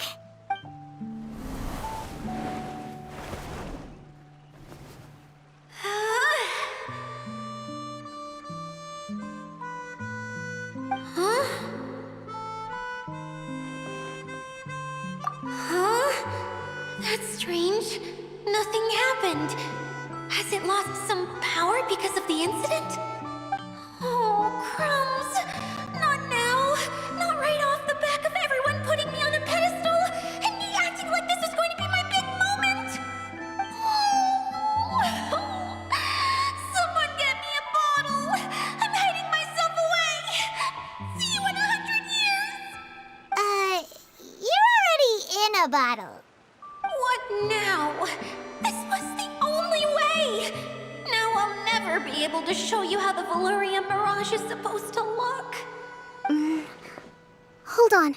I have an idea. Yes, General Sangonomiya? I'm all ears. If it's okay with you, would you let me borrow the Shinro casket from the domain's core? Ah, the Shinro casket. That sounds familiar. 1 second. Here. Is this it? Wow!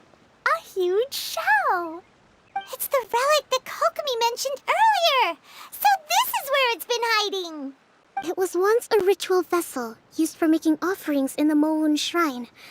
It's made from the remains of a yokai called the Shinkiro, and it can listen to the wishes of those who come to pray to build up Shinki, which gives it its power. Several centuries ago, the relic was lost when the last prefect of Yashiori died in battle. Its final resting place was unknown. The pearl that goes with it should be able to sense the casket's location. But when, unbeknownst to anyone at the time, the casket disappeared inside the core of the Valyria Mirage, the pearl's light died out. Huh? How come? Well, imagine it was a sound instead of light. If the room is too big, you can't hear anything from outside the door, can you? Oh, I get it now. The shell must have been having too much fun one day and got locked in the solitary confinement room. I understand now, too. The core has been wearing out recently. That's why you were able to follow the pearl all the way here. To get back to the story, without the offerings at the shrine, this vessel quickly loses its power. Yet countless people who have visited this domain brought their wishes with them and left a small piece of themselves behind along with their gifts. These have the same effect as the offerings at the shrine. Wow! I never knew this thing was so powerful. It is. Powerful enough to help you repair the Valyria Mirage with any luck. But what do I do with it? It's simple. We just need to awaken it by telling it what we wish for. For example, my name is Sangonomiya Kokomi, the divine priestess of Watatsumi Island. And my wish is to use my critical thinking and strategic planning skills to bring a little more joy into the lives of my fellow Watatsumi Islanders, as well as the lives of everyone I cherish. Itia, what do you wish for? Me? My wish is that all those who have sojourned to the Valurian Mirage in the past will achieve what they truly wish for. Not just in this domain, but out there, too.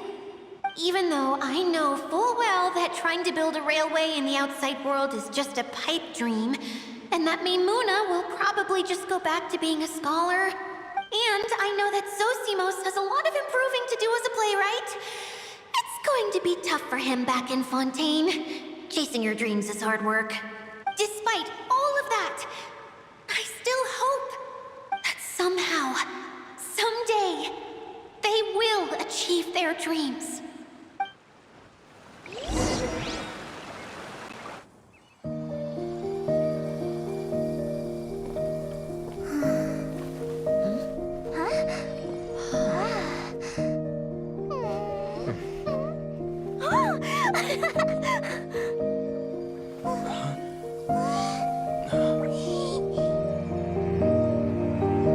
Okay, the combined power of our hopes and dreams is at your disposal.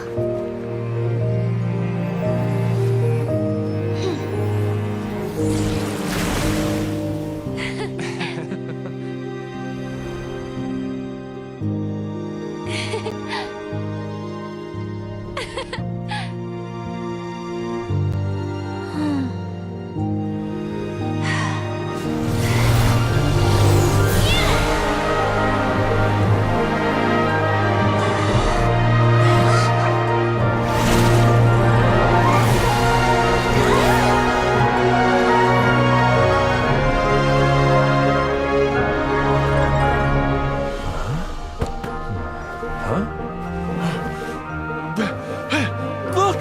The wheel's been fixed!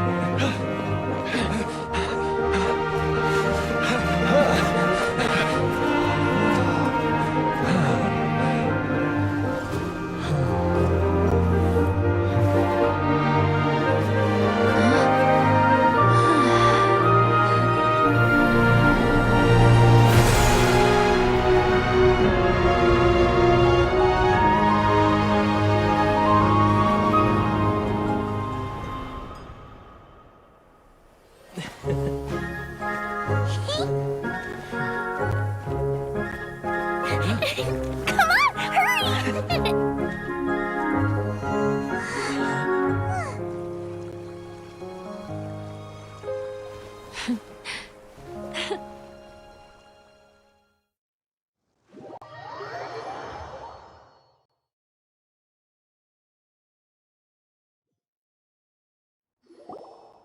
Yay! Itia, you're back to normal!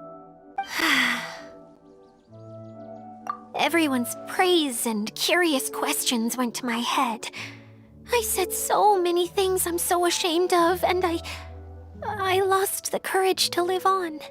Please don't say that. Yours was a noble wish. Yeah, and you weren't granting wishes for yourself. You did it for other people. I have friends like that too. Other people's hopes and dreams are what motivate them. They'll work tirelessly just to see them smile. If you ask me, that's one of the most noble things a person can aspire to.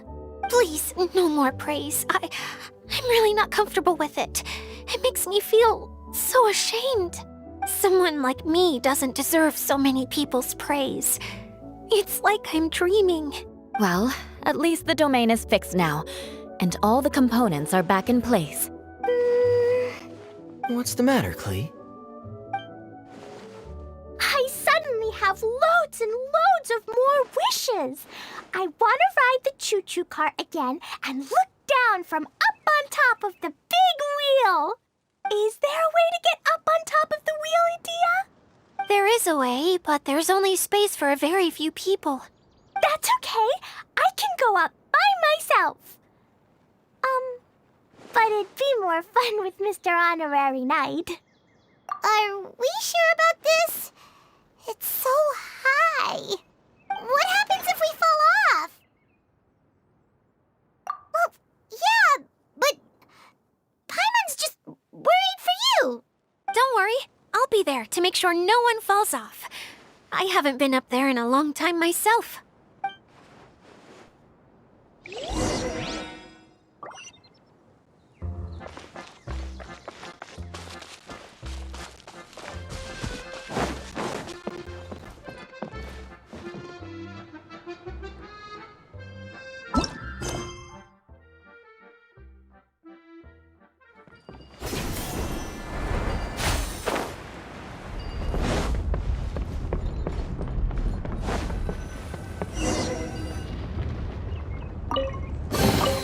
Take it and have fun.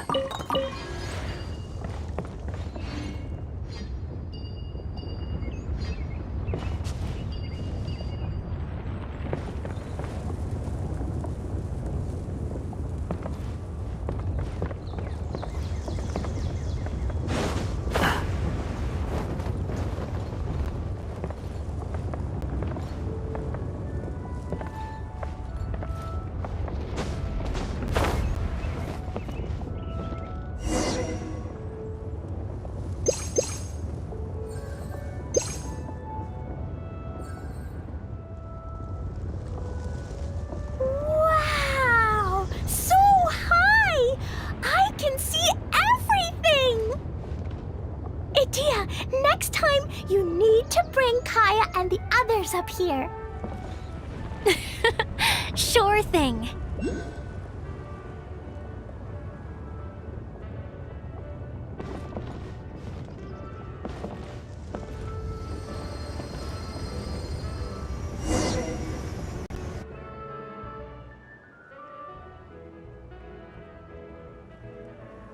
Whenever people have to leave this domain, I like to come up here and spend some time alone after I've seen them out. They're always overjoyed when they first arrive and start bringing their imaginations to life. But once they realize that they can't take anything home with them, they get upset. Some of them can't bear to leave. Others regret ever setting foot in this place. Do you ever get sad, Idia? I feel lonely at times, but not sad. A lot of people destroy everything they created before leaving, but some don't, like the residents you met. Before they left, they asked me to make replicas of themselves using hydro-eidolons. Then they tasked these replicas with maintaining everything they built here, as if this was their way of keeping their dreams alive. That's beautiful. Yeah, I don't know how they're faring in the outside world, but just the thought that one day they might achieve their dreams and live on the outside just as their counterparts do in here, that's enough to make me happy. It feels like I'm here waiting for them in the future, where they've achieved everything they wanted. Really? I just think that every dream, every wish is like a flame in a bottle. Whether someone is still working towards their dream or living it already, as long as whenever they think back to that spark of light within them, it still makes them smile fondly. That's all it takes. Well, I feel super happy right now. Then I guess I finally paid Alice back after all these years. Funny to think I've been in the middle of a desert this whole time. It's just a giant muddy swamp to me. Time for Paimon to give you a nickname! Mud Fairy! Watch out for Idia the Mud Fairy! How dare you mock me! Roar! I'll gobble you up in one mouthful! I'm still embarrassed to have shown you my uglier side, but I'm glad the Valorium Mirage is up and running again. This place is going to be bustling with activity again soon enough. I hope you'll take some time to enjoy yourselves. Yep, I want to get everyone together for one last ride on the choo-choo cart.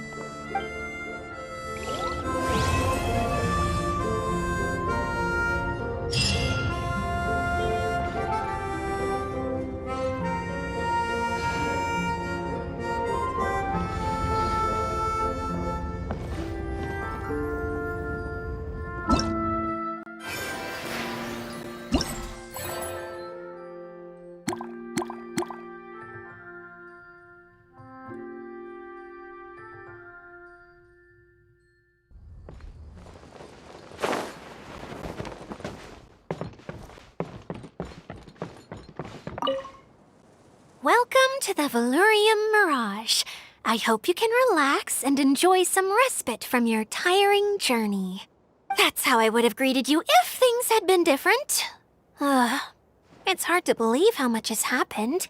Since everything's fixed now, I thought better late than never. What do you think? Pretty professional, huh?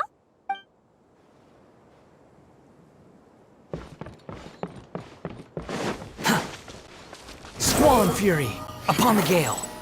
Quit following me.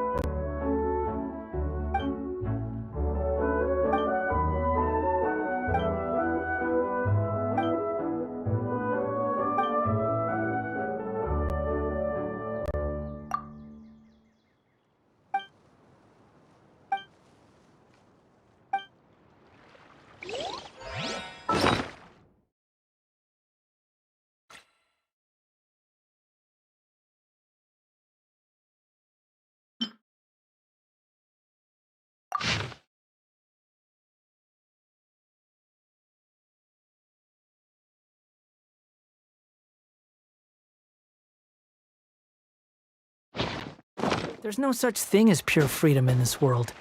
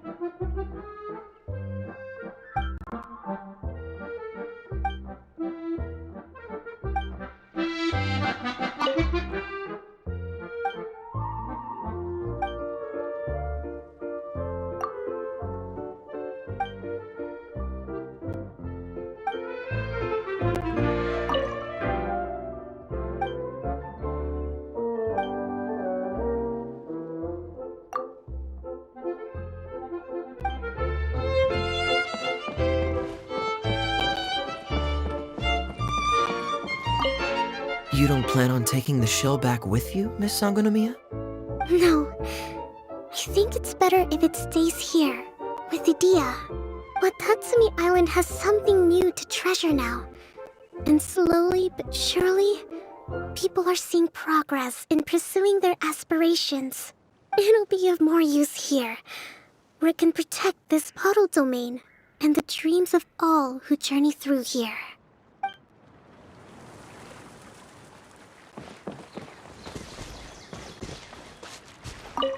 If we start at Aru Village and take a slight detour, we'll be able to see Caravan Rebot and Partis the Eye on the way to Samiro City. Ah, very good. Oh, planning to do any souvenir shopping along the way? You can just focus on buying the gifts. I'll carry the bags. Don't worry about the weight. I can handle it. As long as it's nothing too gigantic, I'll fit it in the bag. Calm down. How many people do you think we'll be buying for? Mom, Albedo, Master Jean, Razor. Ooh, and Diona, and Mona, and Fischl? What's that look for? Nothing. So, Klee, what are you planning to buy for everyone? Sensetia-flavored candies, and big fungi caps, and loads and loads of storybooks for everyone! But I haven't decided what to get for Mom yet. There's no rush. Let's see what they've got. And if you're still unsure, we can help you decide. Yay! Thanks, you two!